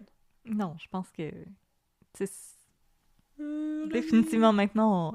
En plus, je sais que... Tu sais, je me rappelle, Louis-José Hood, dans mon œil, il avait montré un speech de René Lévesque quand il y avait son émission à Radio-Canada, puis il disait hey, « ça, c'est un tough, là. Regardez, ça, c'est un tough. » Puis là, je dis pas ça contre Louis-José Hood, j'adore Louis-José Hood, mais comme... Tu sais, j'ai l'impression que souvent, quand les gens parlent de René Lévesque, c'est cette image-là, comme « Ah, c'est un tough. » Lui, c'est un tough. Ouais. Mais je veux dire, on y pense-tu à toute la pression qu'il doit avoir sur ses épaules? Puis on va se rappeler aussi des vidéos, des bandes vidéo qui ont suivi la nuit des longs couteaux.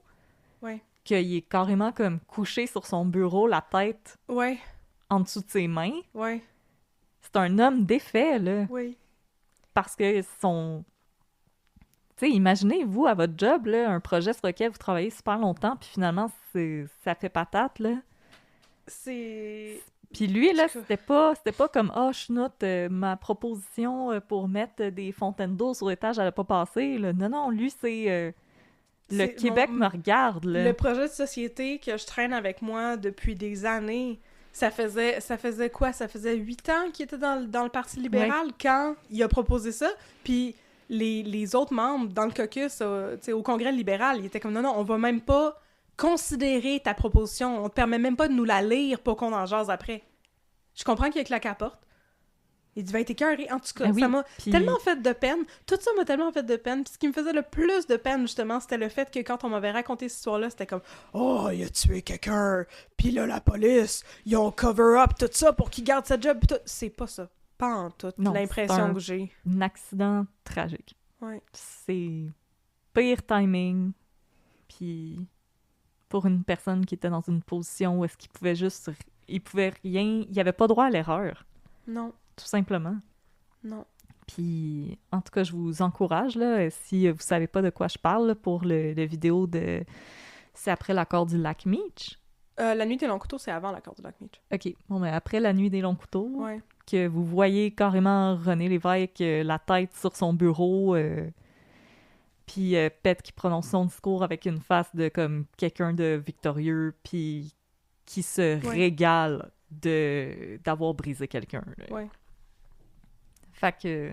Ah, ça m'a rendu triste! Mais je pense que c'est aussi nécessaire de parler de l'itinérance à Montréal. Là. Ben là, oui! Parce que, je veux dire, la situation, présentement, elle est catastrophique, là. J'aime pas ça utiliser ce mot-là, parce qu'on dirait que je fais une joke dans une exprès chez vous, mais comme... Non, mais c'est vrai! Non, la situation, présentement, elle est désastreuse. Ça n'a aucun bon sens. Ouais. Présentement, comme... Tu sais, moi, dans mon quartier, présentement, la situation des personnes en itinérance, elle a explosé. Depuis la pandémie, il y a des tentes autour de chez nous maintenant, puis je suis pas en train de blâmer ces gens-là, là. Je veux dire, sont victimes d'un système qui ne priorise pas la qualité de vie humaine, qui priorise l'argent, la performance, puis ces gens-là sont victimes de ce système-là qui est inhumain. Oh ben, how dare you? Je le fais. Mais non, 100%. Puis, tu sais, ce que je ressens... Tu sais, parce que des fois, quand je parle de l'itinérance dans mon quartier, je me sens mal parce que j'ai l'impression que les gens pensent que je suis comme... que je fais ma bourgeoise ou whatever, mais non, c'est que je ressens de l'impuissance. Parce qu'avant, il y en avait quelques-uns, puis quand j'avais un peu d'argent lousse, je leur en donnais. Mais maintenant, c'est des itinérants dans mon quartier que je croise régulièrement à tous les jours. Le chiffre est passé de 3 à comme 28. Comme il y a présentement une ville de tentes proche de chez nous. Il n'y avait pas ça avant, là. Avant, il y avait un itinérant proche de chez nous. Puis maintenant, il y en a une vingtaine. Puis régulièrement, quand je rentre chez moi, le soir, il y a des ambulances puis des policiers pour faire de la surveillance. Puis aussi parce que des fois, ces gens-là sont en train d'avoir des convulsions parce qu'ils ont consommé je sais pas quoi. Puis ça aussi, c'est un autre problème. Il y a... au moment qu'on enregistre, il y a 2 semaines, il y a 8 personnes en situation d'itinérance d'origine inuit qui sont décédées en même temps. Proche du métro Atwater après avoir consommé de la drogue qui contenait du fentanyl. Une mauvaise batch, Puis c'est tragique parce qu'il y a des gens des gens qui travaillent, des travailleurs sociaux qui disaient il y a des gens là-dedans qui étaient en train de s'en sortir. Puis ils ont eu un relapse, puis ça a été fatal. Fait que présentement, quand je vois les questions de troisième lien puis tout ça, je me dis comme il y a tellement de gens présentement là qui ont même pas de maison, qui ont rien à manger, qui ont pas d'aide pour les services sociaux puis etc. Puis comme j'ai l'impression qu'on parle pas des bonnes choses présentement. Puis tu sais, je sais que je suis pas en politique, je sais que j'ai pas la solution magique là, mais comme ouais, mais c'est ça l'affaire. La réponse à ça, je vais dire des affaires politiques et controversées, tout en même temps. Attachez votre tuque avec la broche, comme qu'on dit. Notre tuque de patriote. Notre tuque de patriote. L'affaire, c'est qu'il y en a pas des solutions magiques. Non, je sais. Il y a des solutions qui fonctionneraient, puis qui ferait pas plaisir au monde qui ont de l'argent. Puis c'est pour ça que ces solutions-là sont pas employées. Parce qu'il y aurait des décisions qui pourraient être prises au niveau de la ville, puis même de la réglementation au niveau de la province ou du pays pour limiter la quantité d'astis de terrain qu'on peut raser pour faire des astis de tours à comptoir de prix à la place de, mettons, tu sais, conserver des édifices qui sont déjà debout, puis les convertir, puis les adapter, qui coûteraient beaucoup moins cher pour que ça devienne des refuges pour les personnes en situation d'itinérance, comme les anciennes églises, puis tout ça. Oui, mais ça me rapporte pas d'argent. Fait qu'on fait pas ça. Puis ces gens-là rapportent pas d'argent. Puis selon les politiciens, selon beaucoup de politiciens, c'est des gens qui contribuent pas à la société, fait qu'on n'a pas besoin de s'occuper d'eux. Oui, mais moi, je vais citer les colocs. Passe-moi à POC, m'a t'en compté des buts. Oui. Ces gens-là, tant que tu les ignores et que tu fais rien pour eux, ben, of course, qu'ils peuvent rien faire. Oui. Comment t'espères accomplir quelque chose quand t'as une botte sur ton cou? Oui. Puis je trouve ça dégueulasse. Je sais, il y a des gens qui nous écoutent présentement, il y a des gens, puis là, je vais pas nommer de nom parce que, tu sais, je sais que ça peut être des situations difficiles, mais tu sais, on a des gens présentement qui nous écoutent, je sais que vous avez besoin des banques alimentaires, puis tout ça, puis comme c'est correct, on vous juge absolument pas. Mais non, il devrait en avoir plus de banques alimentaires. Il devrait en avoir plus, puis ça devrait être plus facile d'y avoir accès, mais j'aimerais m'adresser peut-être à nos auditoristes qui sont un peu plus privilégiés. Il commence à faire froid présentement. Si vous pouvez faire un ménage de votre garde-robe, puis vous avez des vêtements chauds, au lieu d'aller les porter au village des valeurs, que les prix sont rendus, qui ont plus d'esti de bon sens, d'aller les porter à la mission Old Brewery, à des refuges. La maison du père, puis Parce que maintenant, le village des valeurs, les prix, ça n'a aucun bon sens. Je sais même pas maintenant comment les familles à faible revenu peuvent se débrouiller. Alors, pensez à ça la prochaine fois que vous avez des dons de vêtements à faire, d'aller les porter dans des refuges au lieu d'aller les porter au village des valeurs ou surtout pas à l'Armée du Salut qui refuse d'aider les personnes LGBTQIA+. Vraiment, pensez à faire ça. Moi, l'année passée, j'ai trouvé plein de chaussettes de laine. J'ai été les porter parce que c'est les chaussettes de laine, c'est vraiment quelque chose de pratique parce que les pieds restent secs. Puis c'est une des choses les plus dangereuses quand il se met à faire très froid. À Montréal, c'est un froid humide. Donc, pour garder les pieds au sec. Malheureusement, ils n'acceptent pas des articles faits à la main parce qu'ils sont pas sûrs de la composition, mais comme vraiment, j'aimerais vous encourager présentement, si ça fait longtemps que vous n'avez pas fait le ménage de votre garde-robe, de le faire puis d'aller le porter dans des refuges. Parce que le village des valeurs, ça appartient à Walmart. Et donc, ils boostent leur prix parce que maintenant, c'est cool de faire des thrift hauls sur TikTok. Alors, vraiment, c'est une option que j'aimerais vous dire. Allez porter ces choses-là dans des refuges. Si vous avez un petit peu d'argent lousse, je sais, le coût de la vie a augmenté. Je blâme c'est pas de votre faute. Si vous avez un petit peu d'argent, allez acheter des boîtes de tampons pour aller les porter dans des refuges pour femmes. Si vous avez des brassières qui vous font plus, les refuges pour femmes, ils en ont besoin. Allez les porter là, pas au village des valeurs.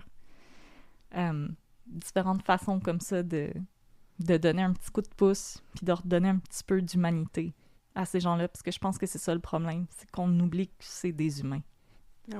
Je sais que des fois, quand on les voit, on a des réactions un peu, on a peur, des fois, ils sont en train de consommer des substances, mais oubliez pas, c'est des humains. Puis on sait jamais qu'est-ce qui peut arriver à quelqu'un. Fait que, s'il vous plaît, oubliez pas, c'est des humains, ils ont besoin d'aide. C'est ça. C'est ce que je voulais dire. En tout cas, je suis d'accord. Puis je suis fâchée contre les promoteurs immobiliers de condos. Si vous avez des Airbnb là, que vous louez à l'année, vous n'êtes pas des amis d'un peu de crime dans ton café. Non, pas vraiment, non. Si vous faites des rénovictions non plus. Non. Ah, ça, c'est pas chill. Comme, vraiment pas. Fait que, voilà, c'est ce que j'avais à dire.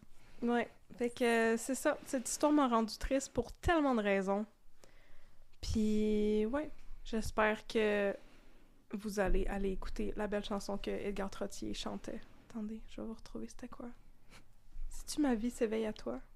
Ma vie s'éveille auprès de toi. Auprès de toi, oui. C'est Michel Léveillé? Je pense que oui. Oui, hein? Bon, voilà. Je ne la connais pas assez pour la chanter, mais donc, on pourrait tous aller l'écouter, tous et toutes, en l'honneur et en la mémoire d'Edgar Trottier. Tito. Tino. Tino. Oui, Tino. Oh. Oui, Ben, merci beaucoup, Catherine, pour cette histoire pleine d'humanité. Merci pour tes recherches sur Edgar Trottier pour nous ramener un peu cet homme-là. Oh Un my peu god, de ça son m'a tellement fait humanité. plaisir, là. Vous savez pas à quel point ça me fait plaisir de comme creuser pour trouver des affaires, j'allais dire archéologiques, généalogiques. Mais c'est ça, comme je comptais à Audrey juste avant qu'on commence, il y a eu comme un magnifique hasard parce que, bien sûr, tu sais, ces plateformes-là, ils veulent me ramener sur les plateformes pour que... Puis là, j'ai reçu un courriel cette semaine, puis ça me disait « Ah, vous avez peut-être manqué ces documents par rapport à... » Edgar Trottier. Puis j'étais comme « Ah, intéressant. » Puis là, grâce à ça, j'ai pu rajouter certaines personnes dans son arbre généalogique. Il y avait un de ses frères dont j'avais pas le nom parce que, ben malheureusement, il est décédé quand il avait 10 ans. Il était né en 19, décédé en 29. Fait que son nom était pas apparu quand j'avais vu, mettons, sa chronique nécrologique et tout ça. Fait que j'ai pu, rajouter... il me semble que c'est son frère Roger. J'ai pu rajouter des gens dans son arbre généalogique grâce à ça, puis moi, j'ai l'impression d'avoir dressé un portrait un petit peu plus complet. Puis c'est ça qui me donne l'impression que j'ai fait ma job. Ici, à Un peu de crime. Voilà. Voilà. Ben, moi, je confirme. Voilà. Puis aussi, Ray René Lévesque. RIP. Non, mais ça m'a rendu triste, parce que là, c'est ça, j'étais tombée dans un rabbit hole, là, parce que j'étais en train de comprendre que les politiciens que j'aime, parce que moi, vous savez que j'aime la politique, mais les politiciens que j'aime, c'est comme des personnes humaines, Ah oui. pleines de problèmes et Qui de font de leur complexité, de santé mentale. Et... Oui, puis là, tu sais, je faisais des recherches là-dessus, puis en même temps, je faisais des recherches sur la construction du stade olympique, puis j'étais tellement triste pour Jean Drapeau. Qui essayait tellement fort de faire une belle job pour, tu sais, revigorer l'image de Montréal. Puis j'étais comme, oh my god, pauvre lui. Il était tellement hors de sa zone de confort avec toute l'affaire de la construction du stade. Puis il faisait juste prendre des mauvaises décisions sans arrêt, puis déléguer à des gens à qui il aurait pas dû déléguer. Puis, c'est de sa faute, mais c'est pas de sa faute. Puis ça m'a rendu triste. Puis là, c'est pas ça que je vais faire comme prochain cas, parce que... Je pense que... Ça me rend trop triste. Fait qu'à la place, je vais vous parler de Julie Boisvenu. Je vous l'annonce. Ah. Ce qui va aussi me rendre triste, mais différemment. Je pense qu'il y a des politiciens qui veulent vraiment faire de leur mieux. Des bonnes choses! Et qui ont entre les roues des politiciens qui veulent mettre de l'argent dans leur poche. Puis ils ont aussi entre les roues possiblement la mafia de la construction. Mais ça, c'est Ouais, mais ça, c'était genre... c'est plus pour Jean Drapeau. Ouais, ça c'était spécifiquement pour Jean Drapeau. Ou la mafia du pétrole. Ah, la mafia du pétrole. Mais un jour, je vais peut-être parler de la commission d'enquête sur la mafia, là, qu'il y a eu dans les années 70, justement. Il me semble que c'est à cause du stade olympique qu'il y a eu ça. Oh. Mais il y avait une commission qui était nommée dans mes recherches. En tout cas, quand je vais faire ça, je vais vous en parler. Mais l'architecte français qui avait désigné le stade olympique comme un esti de gnochon, ben... Il parlait après, pendant la commission Malouf, tout ça, ça s'est réglé, ça a été exposé au grand public. J'étais comme, commission Malouf, qu'est-ce qui se passe-t-il? Qu'est-ce que c'est ça? Fait qu'en tout cas, je vais creuser ça un jour, mais pas tout de suite, parce que là, je suis dans ma phase, je suis dans mon sad René Lévesque era, de René Lévesque, la tête couchée sur son bureau après la lune des longs couteaux, là, c'est ça mon mood présentement. Bon. Mais... Ben merci d'avoir été des nôtres, chers et chers auditeuristes. On Oui. espère que vous avez aimé ça, même s'il n'y avait pas de crime et juste des tragédies humaines. On espère que vous n'êtes pas dans votre sad René Lévesque era. On espère que vous êtes dans votre victorieux René Lévesque era. Moi j'espère que vous êtes dans votre René Lévesque plus Judith Jasmin era. Ça va l'air steamy, ça va là, oui. Ça devait sentir la cigarette, ta mère. Tabarnouche! Alors, si vous aimeriez nous suivre de plus proche, mais attention, on a la grippe. Nous sommes sur Facebook, @un peu de crime, sur Instagram, @un peu de crime dans ton café. Vous aimeriez un peu de crime dans... Ouais, un peu de crime dans ton café. Ouais, ton café à toi, pas mon café à moi. Ouais, c'est ça. C'est ça. Si vous aimeriez nous recommander des cafés ou des crimes, nous vous encourageons à le faire sur la messagerie directe de ces réseaux sociaux, nous écrire un courriel unpeudecrime@gmail.com. C'est vrai, j'ai oublié de plugger notre adresse courriel dans le dernier épisode. C'est pas grave. Non. Anyway, il faut que j'apprenne à mettre des filtres parce que là, avec mes courriels de job, je vois plus les courriels d'un peu de crime. Ah non! Inquiétez-vous pas. Alors... Si vous aimeriez mettre un peu de swag dans votre café, nous avons une boutique Etsy où vous pouvez vous procurer des t-shirts et des tasses avec des jolis designs. Et aussi, maintenant qu'il fait fret, vous pouvez vous acheter des sweatshirts. Ouais! Et des tasses de camping que vous pouvez lancer par la tête à quelqu'un, mais ça se cassera pas. C'est une recommandation très intéressante. Merci beaucoup. Et pour... Est-ce que je peux faire une petite parenthèse sur notre boutique? Oui, parce que j'ai respiré trop fort et mon masque est rentré dans ma bouche. Donc, je vais faire une petite parenthèse. Tu sais, les gens ils nous demandent des fois « Ah, pourquoi vous faites pas tel type de marchandise ou tel type de marchandise? » Nous, on fonctionne avec une compagnie qui opère à l'international qui s'appelle Printful. C'est une tierce compagnie qui réalise et qui produit toutes nos marchandises pour nous. Et nous, en fait, on veut... Au Canada. C'est ça l'affaire. C'est que nous, en fait, on veut vous éviter des frais de douane et des frais de livraison qui viennent des States et tout. Alors, on s'assure que toute notre marchandise soit produite à l'usine de Printful qui est à Toronto. Donc, c'est tout fait au Canada et c'est livré la plupart du temps parce que vous êtes la plupart du temps des Canadiens et Canadiennes qui achètent notre stock. Alors, moi, je vais périodiquement vérifier sur le site de Printful quelles sont les nouvelles marchandises qui ont été ajoutées et j'ajoute sur notre boutique à nous, malheureusement, seulement celles qui sont produites et disponibles au Canada. Donc, on pourrait faire des sacs bananes, un peu de crème, tu sais, ce serait vraiment hip pour les Gen Z, mais malheureusement, pour l'instant, dans les usines de Printful, c'est juste produit aux États-Unis, donc on a pris la décision de ne pas mettre ça sur notre boutique. Donc, on se tient à jour, on écoute vos commentaires, et on essaie de, justement, se tenir au jus des nouvelles fashions et de faire ça tout en respectant notre engagement de production canadienne! Voilà. Puis oui, des fois, vous nous demandez des couleurs, mais des fois, j'aime pas le résultat. Je suis vraiment désolée. Ah oui, ben là... Il y a des résultats qui ne sont pas beaux en couleur... Il y a des dessins qui sont pas beaux en couleur inversée. Non, c'est ça. Faites-moi donc confiance là-dessus. Faites-moi confiance. Faites-moi confiance, là. Mais je voulais vérifier, on a-tu encore nos tucs? Ah oui! Aussi, si vous avez fret cet hiver, on a 2 modèles de tucs.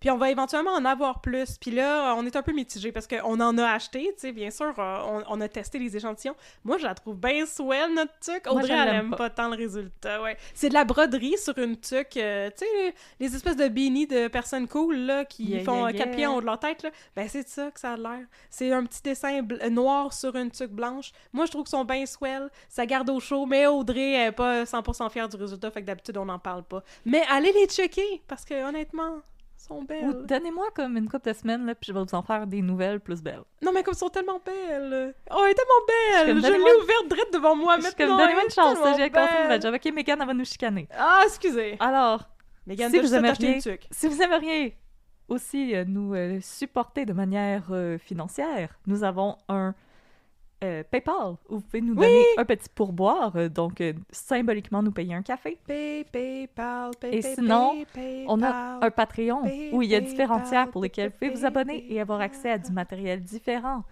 Vous avez accès à des vidéos, est-ce qu'on goûte à des cafés pas bons? Vous avez accès à des stickers, à des rabais, à notre beau Discord où vous pouvez nous montrer des photos de vos chats et de vos enfants.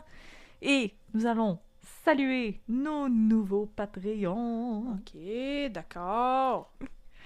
Alors, ah non, attends, je l'avais ouvert sur mon ordi. Qu'est-ce que je fais, là? Ton curseur, il est là. Oui, mon curseur. Allô? C'est toi qui commence? Je peux y aller. Vas-y. Merci, Alexandrine F. Qui est venue nous rencontrer dans le meet and greet à Jonquière. Oui. Oui. Merci, Karine Dubeau. Merci, Karen Boyce. Là, ça se peut pas. Ça fait comme 8 fois qu'on... Oui, ça se pourrait que tu te sois réabonné. Est-ce que tu te réabonnes juste pour qu'on te mentionne en nom? Parce qu'on peut juste mettre ton nom en haut de la liste à toutes les fois puis te remercier, là. T'es pas obligé de désabonner, réabonner, désabonner, réabonner, là. Bon, en tout cas, merci, Karen. On aime encore ton nom, autant qu'avant. Merci, Sabrina Réel. Merci, comme Jean-Christophe Réel. Oui. Oh my God! T'es-tu parente avec Jean-Christophe Réel? Wow. OK. Merci, M. Cardin. Et merci, Mylène Dano-Benoît. Yay! Yeah! Oh, j'ai tout bien lu cela! On espère que vous aimez vos nouveaux avantages. Oui, puis on a l'air bien énervé sur Discord, mais c'est parce qu'on est bien énervé. C'est parce qu'on a du fun. On espère que ça vous fait pas trop peur. C'est des belles amitiés. Oui, c'est... Oh! Voilà. Comme c'est beau! Alors, maintenant qu'on a plugué toute notre marchandise, je pense qu'on est prête à aller au bureau. Oh non! Le McDonald's La Pointe! Oh oui, c'est ça que j'allais dire! Ça, je pensais que ça s'appelait comme McDougall, McDonald's! au bureau de McFlanagan, McDonald's!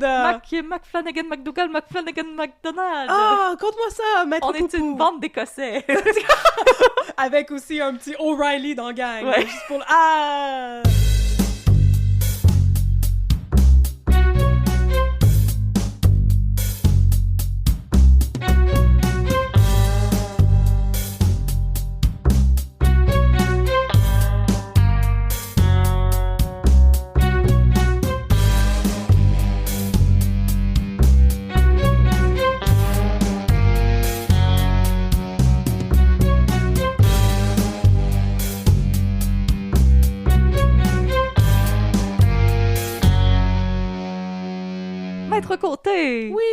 suis contente de vous accueillir dans mon nouveau bureau. Regardez! Moi aussi, je porte un kilt, car je suis une descendante directe de la 17e génération de William Wallace. Ah, génial! Ah, c'est incroyable! Fait que là, vous vous rappelez que je vous avais parlé des déboires judiciaires de notre bon ami Mathieu Boiron, Ben oui, il a le tiré d'en face policier à qui a quelqu'un. tiré dans le cou à quelqu'un. Excusez, il a tiré dans le cou du fils de Charles Pitneud, Nude. le capitaine du Roman Fer. Exactement. Mais là, il est pas le capitaine de ses émotions, mais pas pantoute. Je Oh pense non! que les gens qui écrivent Indéfendable savent pas c'est quoi avoir des émotions. A-t-il mal à ses émotions, comme Antoine Pilon dans Complètement lissé? Exactement. Oh non! Il a mal à ses émotions. J'ai mal à mes émotions! Alors, Oui. quand on s'était laissé, il y a quelqu'un qui avait allumé une croix en feu en avant de chez Mathieu Boiron. Je me rappelais pas de ça. Oui. Mon Dieu. Parce qu'ils ont oublié que Mathieu Boiron était une personne blanche. Il a mis une croix en feu. Oui, ils ont allumé une croix en feu en avant de chez Mathieu Boiron. Qu'est-ce qui se passe? Est-ce qu'ils veulent le lyncher? Qu'est-ce qui arrive? Ben, c'est un policier méchant, mais non, pour vrai. C'est quoi le rapport avec la croix en feu? Je sais pas. Ah, d'accord. C'est qui a écrit Indéfendable?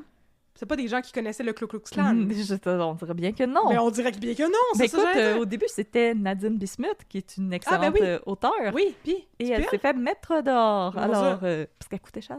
Et maintenant, j'ai... Ouais, mais ça se paye le talent TVA. Ouais. Ok, parfait. Fait que maintenant, honnêtement, avis controversé. Oh! J'ai l'impression que c'est ChatGPT qui écrit. Fait que là... Moi, je pense que c'est nous deux avec notre émission de détective. Non, ça va être bon. De détective loufoque. Ah oui, ok, non, parfait. Oui. ça va être bon. D'accord, parfait. Continue. Fait que là, Oui. le procès va bientôt s'entamer, mais là, les émotions sont à leur comble. Parce que, tu sais, il y a quand même la chance que Mathieu Boiron soit déclaré non coupable. Parce que, après tout, c'était peut-être un accident. Oui, Un événement où tout est arrivé trop vite et où les gens n'ont juste pas vraiment eu le temps de réfléchir. Oui, puis je veux dire aussi, pour aller dans les anecdotes dark, statistiquement, les policiers sont très souvent acquittés quand ils tirent quelqu'un dans l'exercice de leur devoir. Et voilà. Voilà. Alors, Que ce soit une bonne chose ou non, on tient à le mentionner. et là, depuis tout ce temps-là, la blonde de Nico, qui est décédée, Oui, elle vit chez ses beaux-parents, chez Charles Pitneud. chez Charles Pitneud et Diane Johnson. Oh non, pas Diane Johnson! Oh, Diane Johnson! Oui. Ça fait longtemps qu'on l'a pas vue, hein? Je sais, je suis contente de l'avoir. Ah ben c'est le fun. C'est comme une Comment des va-t-elle? seules qui s'en sort. Ah, c'est super, elle a moins mal à ses émotions. Oui. Ok, parfait. Donc, Ben non, je veux dire, c'est dans le sens que c'est une bonne... Elle joue bien, Oui. malgré le fait que son texte est probablement écrit par ChatGPT passé dans Google Translate. Ah, c'est bon ça. ChatGPT écrit en français, by the way. Ouais, mais je pense que c'est ChatGPT en russe anglais? passé dans Oh, Google Translate en sweet! français. Très nice. Parce qu'il y a des lignes qui ne font absolument aucun sens. D'accord. Mais là, Oui. Andrea, la blonde de Nico, Oh non! elle n'est pas capable de vivre sans Nicolas. Alors elle décide qu'elle veut que Mathieu Boiron il sache c'est quoi se faire enlever l'amour de sa vie. Alors, elle vole le fusil de Charles Pitneud Oui. et elle décide d'aller tuer Anne-Elisabeth Bossé. Oh non! Mais là, finalement, elle chicken out Oh non! et elle revient à la maison. Puis elle est Ah. comme « Oh mon Dieu, non, je peux pas faire ça. » Ah. Puis en effet, la majorité de la population n'est pas capable de juste tirer sur quelqu'un. Non, c'est ça. Puis là, Charles Pitneud, il pogne les nerfs, il pogne son gun. Puis là, Diane Johnson est comme « Oh mon Dieu, où est-ce que tu t'en vas? » Puis là, il s'en va, lui aussi tuer Anne-Elisabeth Bossé. Ben voyons donc! 2 personnes dans le même épisode? Oui. Ok, parfait. Mais C'est finalement- toute une journée. Lui aussi, il réalise que il peut pas faire ça, c'est pas correct. Pour être dent pour dent, ça ne fonctionne pas. Fait qu'à la place, il décide d'aller voir Mathieu Boiron Ouais. pour y parler. Ouais. Puis là, c'était plein de tension. Non! Puis il était comme « Ouais! » Puis là, Mathieu Boiron était comme « Oh, je m'excuse, monsieur, voulez-vous un chalet dans les Laurentides? » Puis, Puis Guy Jourdouin, il est comme « Donne-moi un verre d'eau. » la vie de mon fils contre un chalet. Puis là, Mathieu Boiron, il C'est donne un triste. verre d'eau. Ouais, puis... Puis là, Guy Jourdouin, il regarde un dessin. Puis là, il est comme « Ah, t'as des enfants? » Puis Mathieu Boiron, il est comme « Non, c'est la fille à mon meilleur ami. » A.K.A. Sébastien Delorme. Léo McDonald. Exactement. McDougall McDonald. Et voilà. McFlanagan. Puis là, il est comme « Ah! » Puis là, il voit comme l'humanité de Mathieu Boiron. Puis là, il est comme « Ah, je comprends. » Puis là, il s'en va. Puis là, Ouais. le lendemain, le procès, il commence. Puis là, ils se croisent dans le corridor. Mais là, Charles Pitneud, il a changé d'idée. Fait qu'il saute d'en face à Mathieu Boiron en disant « Non, je te pardonne plus! Fuck you! Tu vas aller en prison! Tu vas aller en prison! » Oh mon Dieu, je suis choquée! Puis qu'est-ce qu'il fait, Mathieu Baron? Ben, il a peur, voyons. Il Ah, saute ok, d'en pardon. face pauvre homme immense. Oui, ce pauvre frigidaire! Pauvre frigidaire, il a des émotions. Oh non! Puis là, Il a pas tu juste sais, un bac à leçon. Mathieu Boiron, il est bien troublé, là. Son procès, là, il sent là, que le jury l'aime pas. Hein? Fait que il rentre, dans le petit local où est-ce qu'il peut parler avec ses avocats. Mhm. Puis tu sais, il est représenté par son meilleur ami puis sa blonde. Sa blonde, oui. Ce qui est comme... Ce que j'ai demandé sur le Discord, puis on m'a confirmé que non, fais pas ça, c'est vraiment pas de bonne idée. Ben non, 100%. Puis là, il rentre, puis il dit comme « Hey, je pourrais-tu avoir un câlin? » Non! Puis là, Sébastien Delorme renverse quasiment sa chaise à terre pour y faire un câlin. Puis là, Mathieu Boiron, il est comme « Non, non, pas toi. Ah, ok, » Puis pardon. là, j'ai comme quand même ri. Ben oui, je comprends. Fait que là, au C'est pourtant, il est procès... écrit par ChatGPT, clairement. Non, il est écrit par moi. Ah, ok!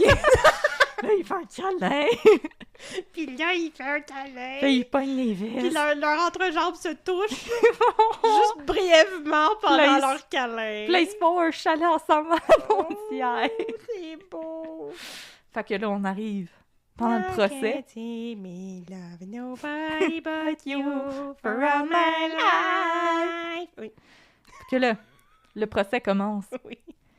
Puis l'avocate de la couronne, elle note dedans. Elle va pas se laisser marcher ses pieds. Oh mais non. Anne-Élisabeth Bossé, elle non plus. Maudite femme, hein. Fait que les deux, ils arrêtent pas de s'interrompre. Ça a tellement d'émotions, des femmes. Objection! Oh Les objections fusent de partout. On Oh n'a pas le non. droit de poser des questions, on n'a pas le droit de dire ci, on n'a pas le droit de dire ça. Mais là, les jurys sont comme « Oh my God! Tu l'as-tu vu, Anne-Élisabeth Bossé? » Anne-Élisabeth Bossé, excusez. Je porte un masque, c'est pas facile, j'avale mon masque. L'avez-vous vu? Oui. On l'a vu. Ils disent « C'est une calice d'hystérique, maudite folle. Arrête de crier, espèce d'hystérique de maudite femme folle. » Mon Dieu, sommes-nous en l'an 1900? Absolument. D'accord. Et oui, ils aiment pas Anne-Élisabeth Bossé parce qu'elle trouve qu'elle drive trop et les femmes qui drivent trop, c'est comme on n'aime pas ça. Mais on aime l'avocate de la couronne qui en a beaucoup dedans parce que, tu sais, elle défend une pauvre famille éplorée. Mhm. Tu sais, le jury est presque impartial et des fois, les conversations qu'ils ont, je me dis, il me semble que ce jury n'est pas très impartial et qu'on devrait comme mettre du monde dehors. Mhm. Mais là, on se rend compte assez rapidement que dans le jury, ça se passe pas bien pour Mathieu Boiron. Non. Puis il y en a pas mal, juste un qui est de son bord, un jeune homme qui a de la drive, qui me fait un petit peu penser à Gabriel Nadeau-Dubois parce qu'il ferme pas sa gueule. Puis, Hey, comment oses-tu insulter le politicien de mes rêves? Puis lui, un soir, il retourne chez lui. Puis là, j'étais comme, depuis quand les jurys peuvent retourner chez eux le soir? Je sais pas. Mais on en parlait l'autre jour, c'est ça. Il me semble qu'ils sont Si vous avez déjà séquestrés dans, été, dans un hôtel. si vous avez déjà été dans un jury, pouvez-vous nous le dire? Avez-vous le droit de retourner chez vous le soir? Oh my Ou God. c'est juste pendant les délibérations que vous êtes enfermés? Moi, j'aimerais ça, être dans un jury, puis être séquestré dans un hôtel avec une piscine, puis un déjeuner continental, puis un gym.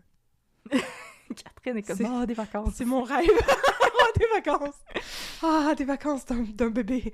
Ah, c'est Fait fun. que, oui. Alors, dites-le nous, est-ce que c'est juste pendant les délibérations que vous êtes séquestrés ou vous êtes séquestrés tout le temps? En tout cas, moi, j'étais bien confuse. Est-ce que c'est ça votre kink aussi, être séquestré? Là, il retourne chez lui le soir puis il dit à sa blonde, ouais, je te dis, je pogne avec une gang de caves. Moi, ce policier-là, moi, je te dis, c'est un héros, il est incroyable, il est gros comme un frigidaire, c'est incroyable, il était dans le District 31, c'était mon préf. Il était dans Love Story. Je te dis, c'était mon préf, il mangeait du McDo comme personne. Voilà, exactement. Fait que moi, je te dis, il m'a libéré ça, ce policier-là, il est incroyable, il faut qu'il continue de sauver la vie des gens. Puis là, sa blonde est comme, haha, pauvre toi, t'es pogné avec une gang de tweets. Mais là, OK, oui. le jury, le procès se poursuit, puis ça va toujours pas bien pour Mathieu Boiron. Puis encore juste ce gars-là qui a l'air d'être de son bord. Ouais. Puis là, à la fin d'un épisode, Ouais. le gars, il est au téléphone avec un de ses amis, tu sais. Mhm. Puis là, il y a une échelle dans ses Mhm. mains. Parce que c'est le début de l'automne. Excuse-moi, il y a une échelle dans ses mains? Oui. The fuck? Il est dehors. Mais Il y a une échelle dans ses comment il mains. est au téléphone? Il tient? Comme ça, avec son épaule. Ah! Puis là, il dit comme, hey, je te dis, là, ce policier-là, c'est un héros, va le Attends. faire libérer, là. Non, il va-tu se faire frapper par la foudre? Puis là, il dit, hey, je te laisse, faut que j'aille sur mon toit, là, il y a des feuilles. Puis là, il raccroche. Puis là, il vient pour placer son échelle. Puis il pogne les lignes d'hydro. Ben Puis non! il se ramasse à l'hôpital, puis il peut pas finir le procès! Ben non! Puis je vais arrêter ici, puisque l'épisode fait quasiment 1h30. Oh mon Dieu! Ben on avait plein de choses à discuter sur la vie privée de René Lévesque! Oh mon Dieu! Mais là, voyons donc, c'est bien niaiseux. Mais oui, c'était juste un jury, ils sont 12. Ouais, mais c'était le seul que, dans l'écriture, on sentait qu'il était de son bord. Puis là, on se dit comme, Oh non, Mathieu Boiron, que vas-tu faire? Tout le monde taillé la face! Ben non, mais il va aller en prison pendant 3 épisodes, puis il va sortir de prison. C'est ça qui va arriver, voyons donc. C'est écrit par ChatGPT, vous le savez. Ah! Je m'excuse de pogner les nerfs contre les avocats du cabinet Donald Lapointe! Macmillan. En passant, je comprends pas pourquoi c'est pas Lapointe McDonald, parce que Lapointe a bien plus d'expérience que McDonald. Ah, parce que Lapointe, c'est Danny Pitre dans Une grenade avec Exactement, ça. Ah, mais ben oui, les gens, voyons. je sais qu'il y a des avocats qui nous écoutent comment ça fonctionne, donner des noms à vos cabinets. Moi, je voudrais que ce soit juste en ordre alphabétique, ce serait très beau. Mais il y avait ça dans Rupture aussi, mais je me rappelle pas c'était quoi la règle. Parce que c'était le cabinet Normand d'Amour, Isabelle Richer, puis Mélissa Desormeaux-Poulain, mais je me rappelle pas dans quel ordre. Puis après ça, c'était plus ça. Puis après, c'était le cabinet Babine, après c'était plus ça. Le cabinet Babine. Le cabinet Normand d'Amour Babine. C'est tout un cabinet. Je suis représentée par Normand d'Amour et Babine. Et c'est Babine! incroyable, là! Ouais, mais Babine était un avocat... Oh! Ben oui. Oh! Je vais pas dire qu'il était... Oh! C'est incroyable! Coudonc, tout le monde a joué un avocat. Non, mais il était un avocat en business. En tout cas, c'était tout un homme. Tout un homme. Voilà. OK, intéressant. Voilà. Voilà. Fait que Merci. ça regorge pas bien pour notre Mathieu Boiron national. Non. Mais j'espère qu'il va pas se ramasser en prison, ou en tout cas... Il y a pas de Jailbreak. prison assez grande pour lui. Ben non, les cellules sont trop petites, puis les lits sont pas assez larges. Poupou, il va aller le jailbreak, puis là, ils vont partir en moto ensemble. Oh, ce serait beau! Ça Oh, va est-ce partir qu'il va une faire vie. comme la rédemption de Shawshank, puis il va se creuser un tunnel dans un tunnel de marde, puis sortir dans une rivière de marde, sous la pluie, qui va le laver de la marde, dans une belle pluie symbolique de marde. Et ensuite aller refaire sa vie au Mexique! Orange Je vous Tangerine. ai tout spoilé Tangerine Shawshank Dream. Redemption. Ce serait incroyable. S'il y a des fans de Tangerine Dream qui nous écoutent, sont comme « Fermez vos yeux! » Bon, merci beaucoup. Merci. La séance est levée. La séance est levée.